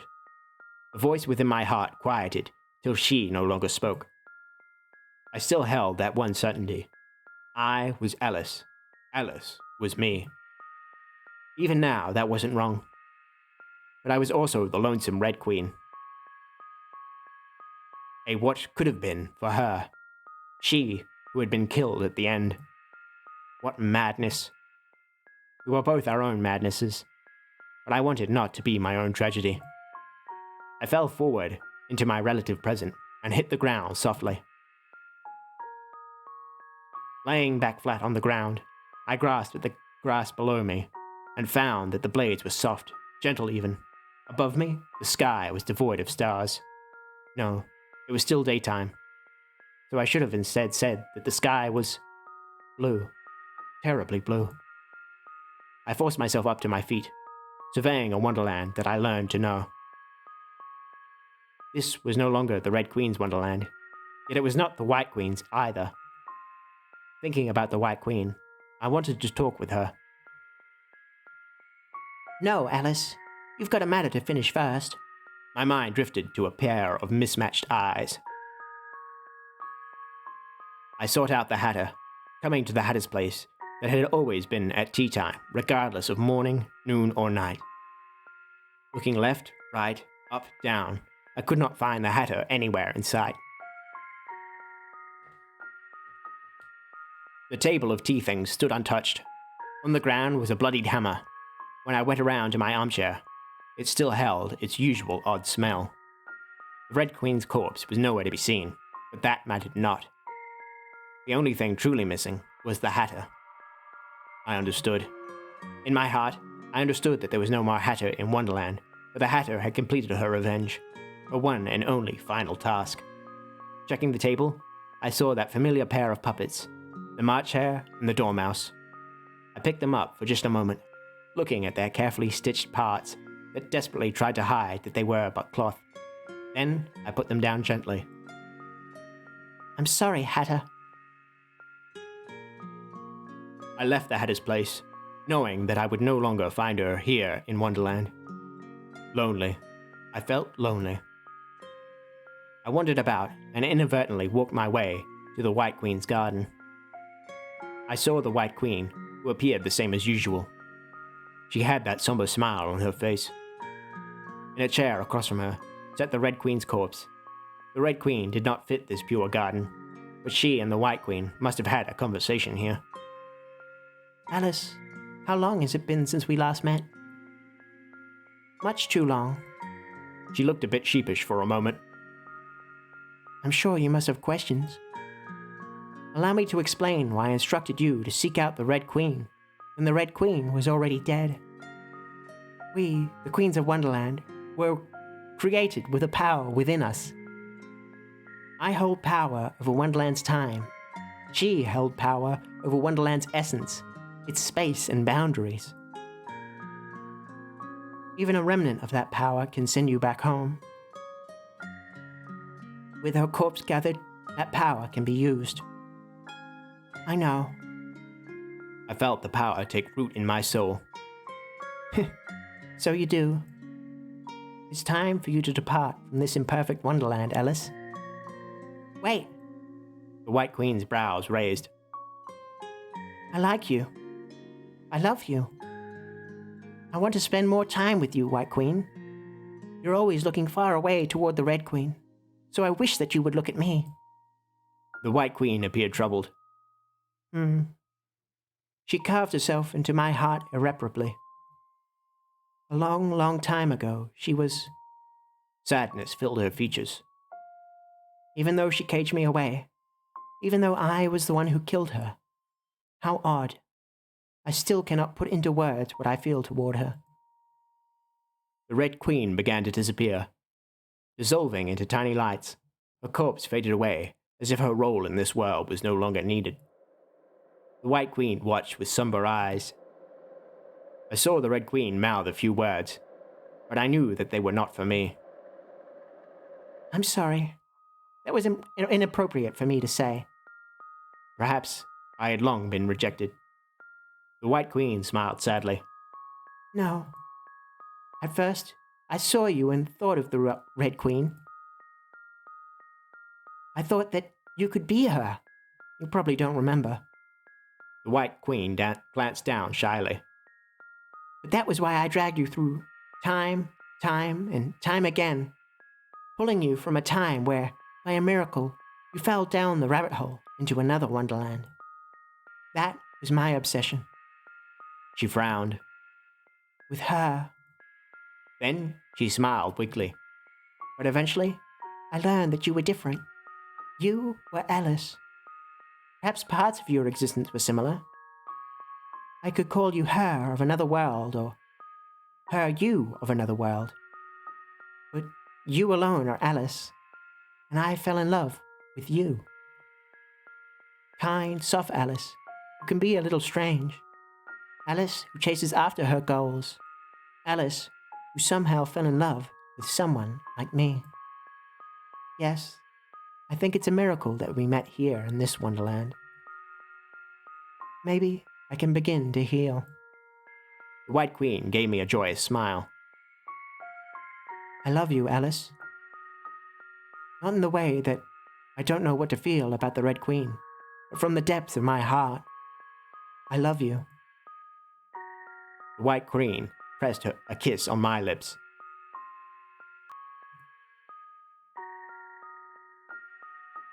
My heart raced. I hadn't thought that she would reciprocate my feelings.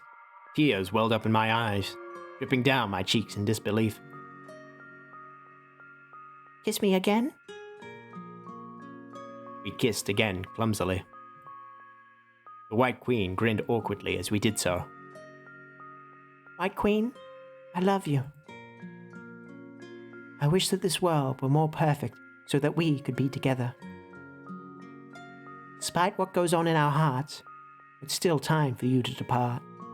You have to leave, Alice. Go back home to your own world. Come with me. Here again came that somber smile that was so familiar to her. I can't, Alice. But this world will fall apart now that the Red Queen is truly dead, and I have drained my power as well in my selfishness. This imperfect wonderland was a miracle. I'm glad I was able to meet you. I wanted to stay here by her side. White Queen? Truly. She put a hand on my shoulder. Tears spilled forth from her eyes, rolling down her cheeks, her lips in a smile all the while. Goodbye. And pushed. Then I was falling. I tried to go back up, but the Red Queen's power wouldn't respond. As the gate to return to my own world opened, my power evaporated. Falling, falling, falling. I was falling. The White Queen. I wanted to go back to the White Queen. Alice, who had never quite wanted anything so much, wanted to take her hand again, to see her again, to steal a happy ending together with her. Yet no matter what I did, I continued to fall, fall, through this darkness too bright. Falling, I left Wonderland and could no longer return. If this were the case, I would have rather forgotten. I would have rather forgotten something very important, but I knew that I would remember everything that happened in Wonderland. I fell until I could fall no more.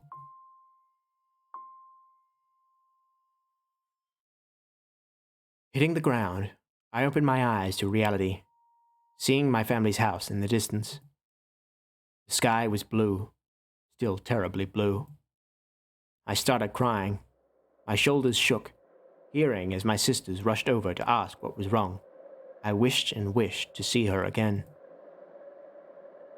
Surely we would meet again in a reality more wonderful than a dream.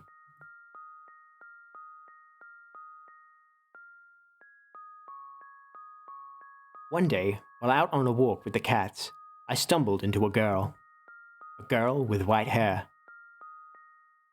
Alice?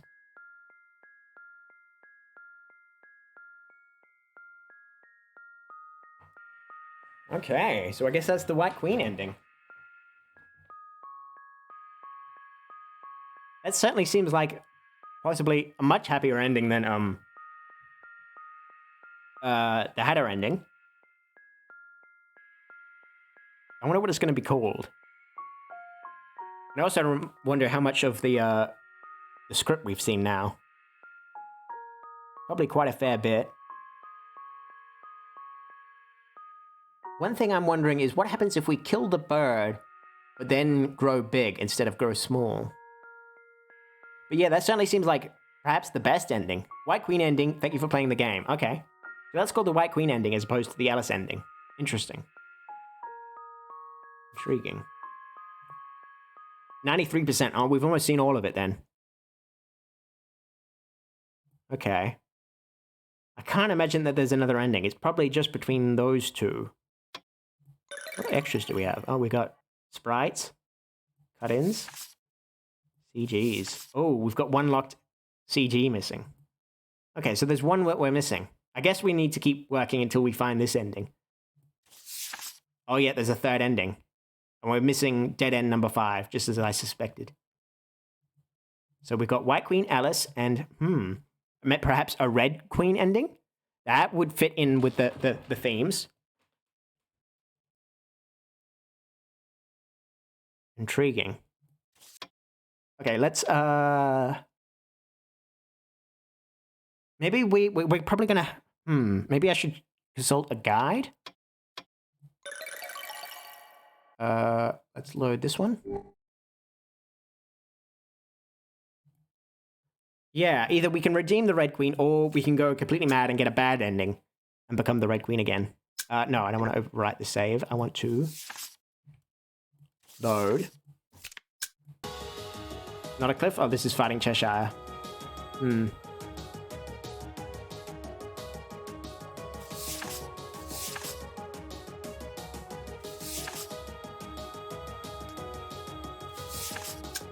Okay, let's just begin from the beginning. And skip ahead. And we'll try and make the most evil choices we can, I think. We can't sneak around and peek. That'll lead to a dead end. So we have to behave ourselves. Now, I don't think it really matters which one we do first. Here, it's just a matter of which situation happens first. Oh, that is interesting, actually. I wonder if that's already... because we can't pick the White Queen if we don't seek out the White Queen immediately. That's interesting. But we'll skip on ahead. Talk to the Hatter. Okay, now let's kill the bird for failing to help us. But this time, let's grow and see if anything happens. I ate a left mushroom and immediately began to grow. My line of sight rose higher and higher as if I were a bean sprout. Once I stopped growing, I could reach the top of the towering tree to see if I reached I could reach the top of the towering tree if I reached out my arm. Fantastically, my clothes grew with me. I cautiously pinched the silver key and removed it from the tree, holding it lightly so as not to break it with my now giant hands. The key I now had, but the cage I could not open. I was much too big. Magic will wear off. In the meantime, would you accompany me to chat, Alice? That may be for the best. Yeah. Invitation for tea time. Sure, this is all the same.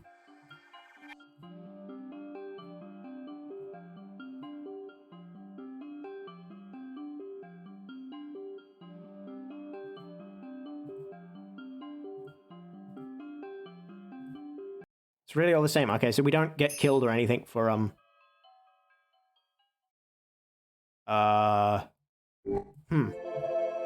Okay. I wonder if that comes back in any way. If we kill the, whatchamacallit. Do we bring Hatter or do we bring the White Queen?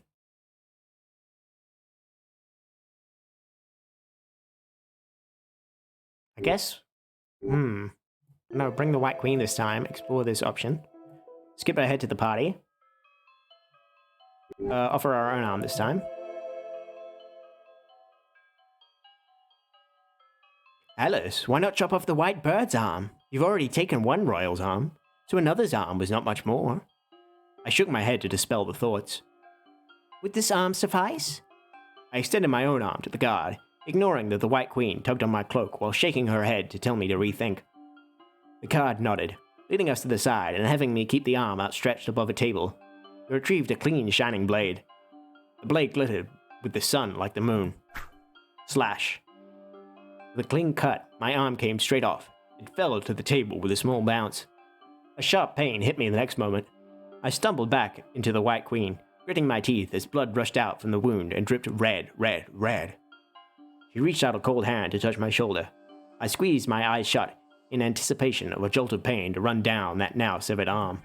However, the pain never arrived. A numbness filled my flesh. The red seemed to slow. White Queen. A doctor arrived with some sort of medicine that she applied to the wound. Once the bleeding ceased, she bandaged my injury, warning me not to remove the bandage before I reobtained my arm. She made a respectful bow toward the White Queen. Alice, could you reattach such a limb? You weren't a lizard, but a mere human. A little lightheaded, I shook off the question. The guard retrieved my arm, placing it into a sealed box before handing it off to another servant, who took it away to a safe place. Please enter, esteemed guests. The guard began to lead us in. Alice. This was not necessary. What was on your mind before you offered your arm? Nothing in particular. We arrived at the Duchess's ballroom. Okay, we can skip this.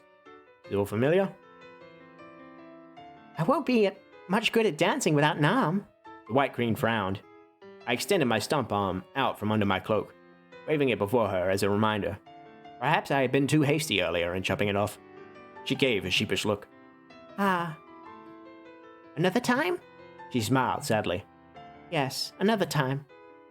As we idled about, a single gentleman approached the White Queen. Okay, so we don't get to dance this time together, because we've got our arm cut off. A single gentleman approached the White Queen, stumbling over his words as he invited her for a dance. She looked toward me for confirmation, but I couldn't exactly stop her, so I made a non-committal gesture. Her choices were her own. She took his hand, and they went for a dance. Eye-catching. She really was eye-catching. I couldn't look away from her, as if she would somehow disappear. She was pretty, incomprehensibly so, in my heart. While I watched, she met my gaze from far away, and mouthed words I could not decipher. How unpleasant, watching her in the hands of another. Even if just for one dance.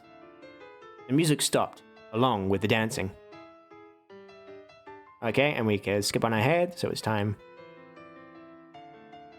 Okay, so last time we chose the White Queen to be our chess piece, and then I don't think we got really any choices after that, so... This time, we will ourselves be a chess piece. Let me. The White Queen looked worried. I was at best mediocre at chess, even if the tutors had smacked basic strategy into me. So I was prepared to trust the White Queen, instead to command the board. The White Queen directed me to step onto the board as the king piece, while I was given a fake white crown and sword. I was to stay out of danger. Okay, so we don't get to pick which piece we're going to be if it's the White Queen in command. Okay, that's only when we're with the Hatter. Her gaze was deathly serious. She started with the first move. And we're also missing an arm. That's something we haven't checked out, is what happens when we bring the Hatter, but then go back for the Red Queen's arm.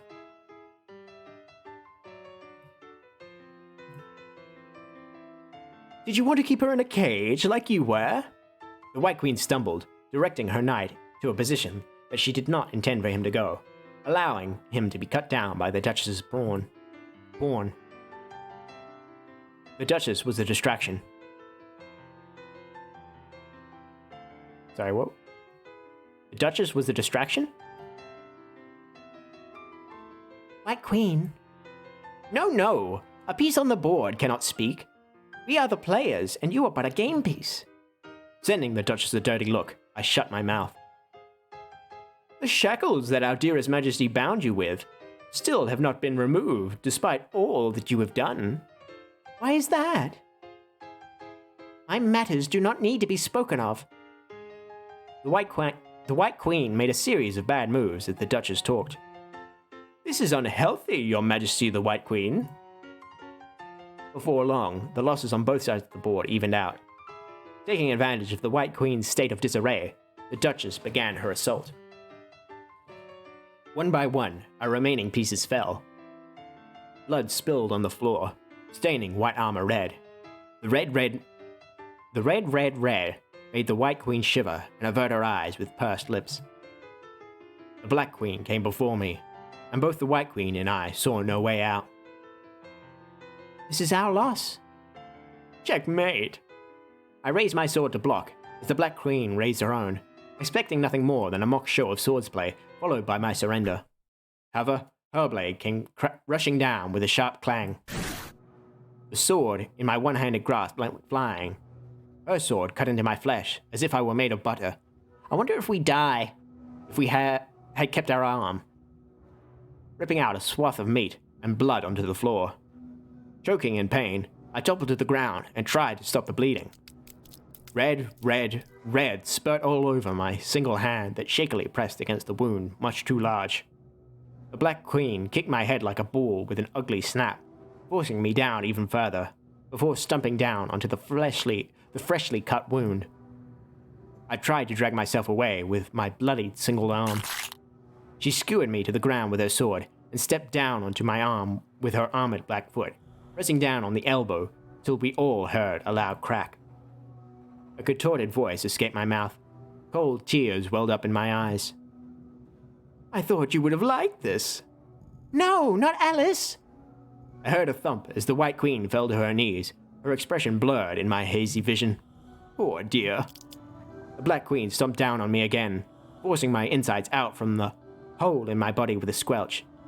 Things that were never meant to come out dribbled to the ground. I tried to call out to the White Queen, but only chunks of squishy material came up my throat in a wheezing red noise. You can't let go, even after all you did. Your White Majesty, even if your domain is time, are you aware that your own heart's time seems to have stopped?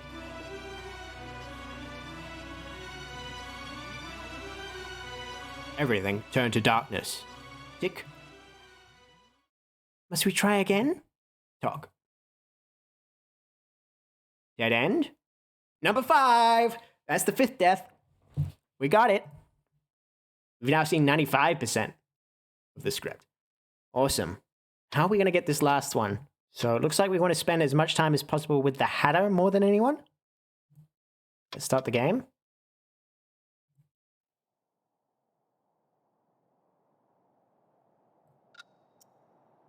Enter through a starry sky. Let's skip on ahead. Meeting all the cast of characters, getting our mission to put the Red Queen back together. Gotta listen to the Hatter. Otherwise she will kill us. Now we want to go up, up, down, down, left, right. We want to stay with the Hatter. Okay, now we want to kill the bird because, again, we want to try and be as cruel as possible. We want to grow, that way we don't get killed in revenge by another bird.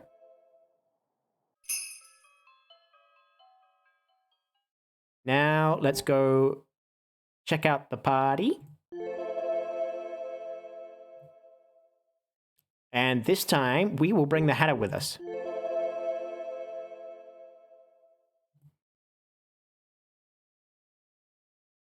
Offer our own arm.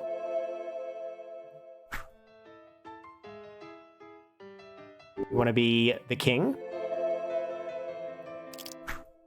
That way we survive, otherwise the Hatter will rejoice in making us the queen and sending us to our death. Now we have collapsed, and then we wake up to be taken care of by the Hatter. Now we get attacked by the Cheshire Cat, and while fighting, we go to the cliff, and we realize that the final arm is actually the Cheshire Cat's arm. At some point, the Cheshire Cat had her arm replaced by the Red Queen's arm. And now to get it back, we can either ask for it, or we can tear it off, which at the time didn't seem that horrific to tear it off because we are fighting for our life against the Cheshire Cat. However, when we do this, we are going to tear off the arm, knock out the Cheshire Cat, knock her unconscious, and then, instead of just leaving her be after that, after tearing off her arm and knocking her unconscious, we then throw her body off a cliff, killing her for good. That's exciting. Okay, and there's the Red Queen's head. But we found that the Red Queen's head is missing her tongue. So we ask, where is the tongue, Hatter? I tried to find my own tongue, stumbling with a pulsing pressure in the back of my head before I could articulate my next inquiry. Hatter, where's the Red Queen's tongue? I didn't want to hear her voice, so I tore it out and fed it to the dogs. The Red Queen wasn't complete without a tongue. Although she squirmed in the chair, causing the nails to creak, it seemed like she didn't truly have her soul. Alice, you were so close. The corpse looked upon us with stagnant eyes. That should mean I needn't bother searching for it then. What were your intentions, Hatter? Am I the Red Queen? At this point, I still knew nothing about the Red Queen, but that she shared my face and all of the various gossips I overheard on the ruler. Alice. Looking at the Hatter's mismatched eyes, I could see what she thought for the first time. She was sneering. What do you think? She frowned at my silence. Let me tell you a story, Your Majesty. Okay, she's going to tell us the story of getting put in prison, and then when she gets out, she finds her friends executed. Okay, now we're falling.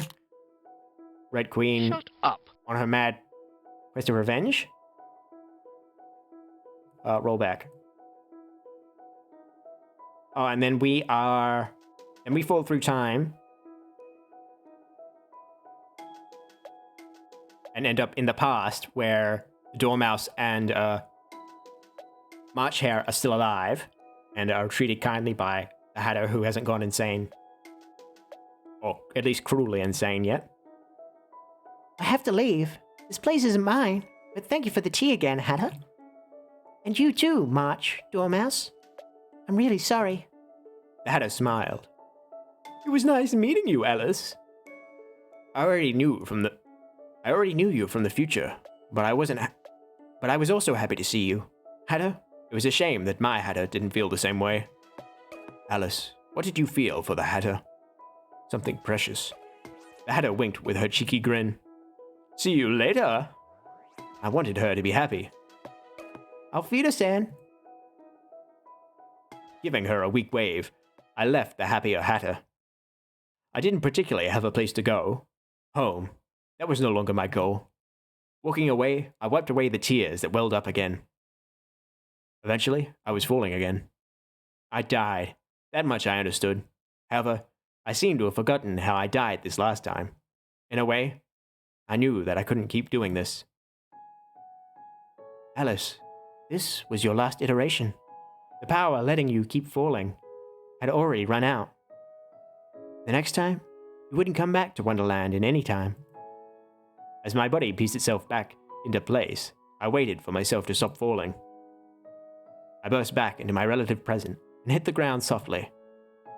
I laid back flat on the ground and grasped at the grass below me and cut my fingers on their blades. Above me, the sky was terribly blue. No matter who I was, the world would move on without me. However, people could not so simply move on. Be it a matter of hate, or a matter of love, or just a matter of apathy. The connections people had were difficult to sever. Before I realized it, a certain person had settled into my heart. I want to see Hatter. My Hatter. Alice, you really are no good. It's better to say that I really am no good. I had really fallen for that Mad Hatter. She wormed her way into my heart unintentionally, as she threw me on a wild duck chase, with the Red Queen's dismembered parts in her revenge. A wild duck chase? That to me sounds of like a bad translation somewhere, because it's almost the correct turn of phrase, but we don't say wild duck chase, we say wild goose chase. It's a very strange mistake to make. I wondered how she felt, now that she had her goal fulfilled. The final look on her face that I saw before I died was painful.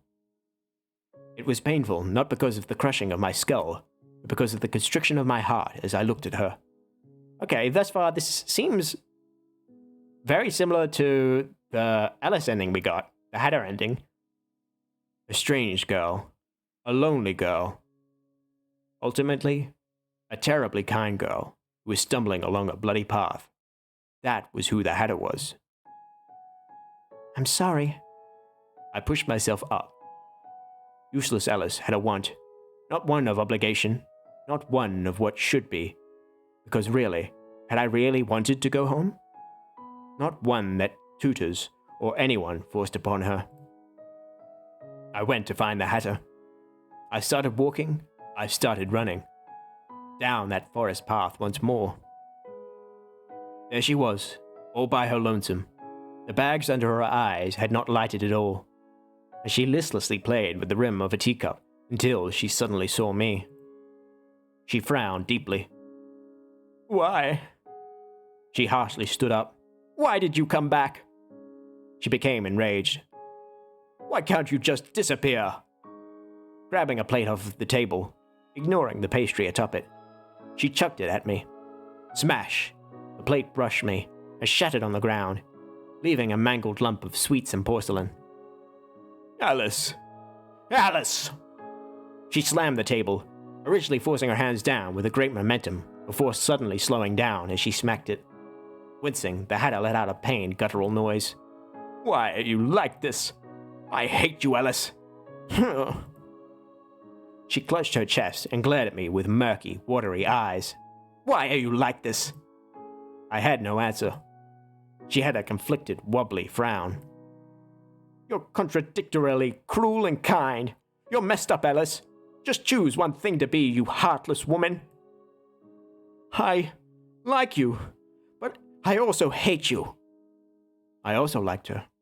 I loved her. She became enraged. You're a useless freeloader who just comes to bother me. A waste of space. She became flustered. You're Alice, who always accompanies me and extends a hand to me. The Hatter began to cry. You're the Red Queen. Monster. Killer. I hate you. She yelled as she cried, furious tears running down her cheeks. Why couldn't you have probably just died? I killed you. You're the same thing as the Red Queen. You shouldn't have come back. She picked up a teacup and threw it at me, smashing me right in the forehead. I stumbled back. Hot tea spilled down me, mixing with the blood that came from the simple flesh wound. The cup itself shattered into tiny pieces on the ground. Go away! She grabbed the bloody hammer off the table and flung it, missing me by a far margin. It whooshed through the air, spinning, and lodged itself deeply into a tree behind me. My blood was still on the metal face. Tell me who you're supposed to be. Ah,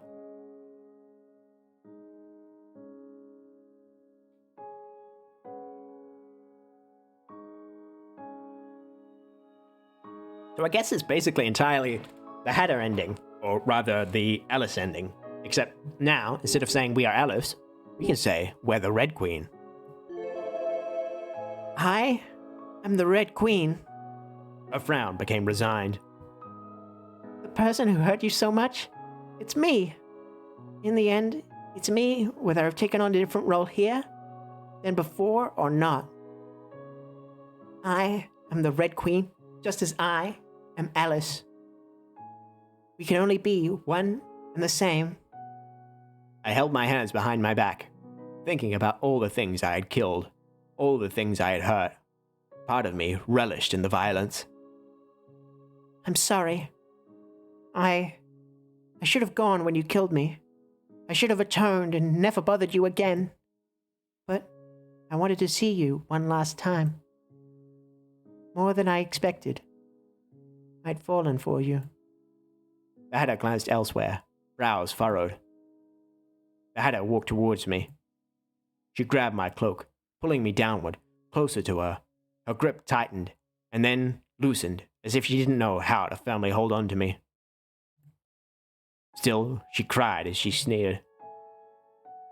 That expression tells me you'll really leave me alone. After coming back and telling me such things? I really hate you, Alice. I know. Could I steal one last kiss? My lips brushed past hers. She pulled me forward by the cloak and initiated another kiss, biting down on my lip till she drew blood. A taste that should have been bitter, iron, touched my tongue with sweetness. I love you. She pushed me down onto the ground. I really hate you. You know, right? I hate you, Alice. So get mad. Keep bothering me. Keep doing what you always do. And stay with me for tea. Her tears dripped down onto my cheeks. I know, but I love you. Alice. I love you, Hatter. So I can't stay. It was because Wonderland was a terribly bloody mess that we met. Perhaps, in an ideal world, we never would have crossed paths. I didn't know which way we would have gone. Perhaps each of us would be left with a gap in our hearts. Perhaps each of us would find something else to fill us up. But it was in this imperfect world that we met. This imperfect place was no fairy tale. Goodbye, Hatter. It was time for Alice to leave. A light surrounded me, and I felt my body begin to crumble away, breaking apart to disappear from Wonderland. Perhaps I was already dead. If so, I had to thank whichever deity out there gave me the chance to say my goodbyes to the Hatter. With my remaining power, I let the current Wonderland crumble. The Red Queen's existence was not needed here. Let there be a Wonderland much more wonderful than this, much more peaceful and happy, one where she could still smile. Oh, maybe I did know some German, after all. Leb wohl. In a land more wonderful than this, we would not meet again.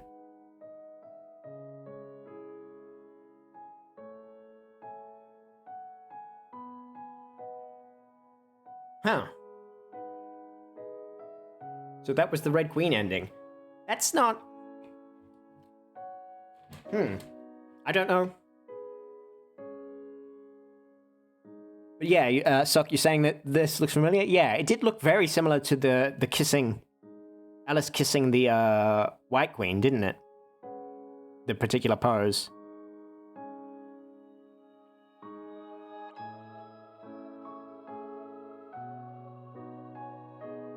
Seems like the Hatter never gets a good ending.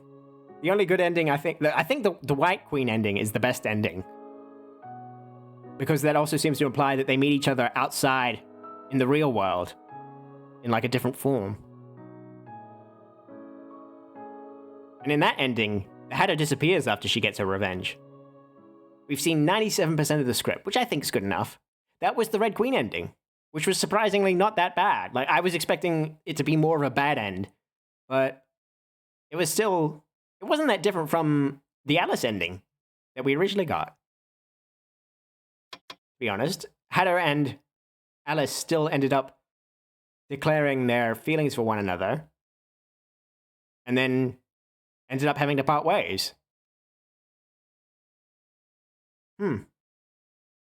Well then, I think that concludes our time with Who is the Red Queen? Let's have a look at the extras. So we've got the cut-ins. And yep, we've got the... Okay, I guess it's not that similar.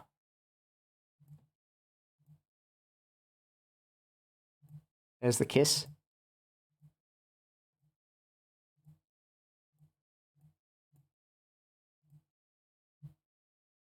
There's Alice falling, which we see at the beginning. What other expressions do we have? I don't remember her looking so blurry in this scene. Oh, there we go. Focus cuts in. This is the Alice ending, where they dance on the table and say that they wish they could meet again in a different world, and then I think Wonderland ends or something. I'm not entirely sure. Here's the rabbit lining people up for their executions. Here's that wonderful, wonderful box. There's a head inside, and whose head is it? It's the Red Queen's. And then finally we had this great scene. Where I thought that the White Queen had a gun, which would have been pretty awesome. So yeah, I think that's pretty much everything. And yep, we got all 3 endings, and we got all the dead ends. So yeah, that's good enough for me. I mean, sure, we could find that little bit of extra dialogue that we missed somewhere, but I don't think it's that necessary. I think we can call that a stream.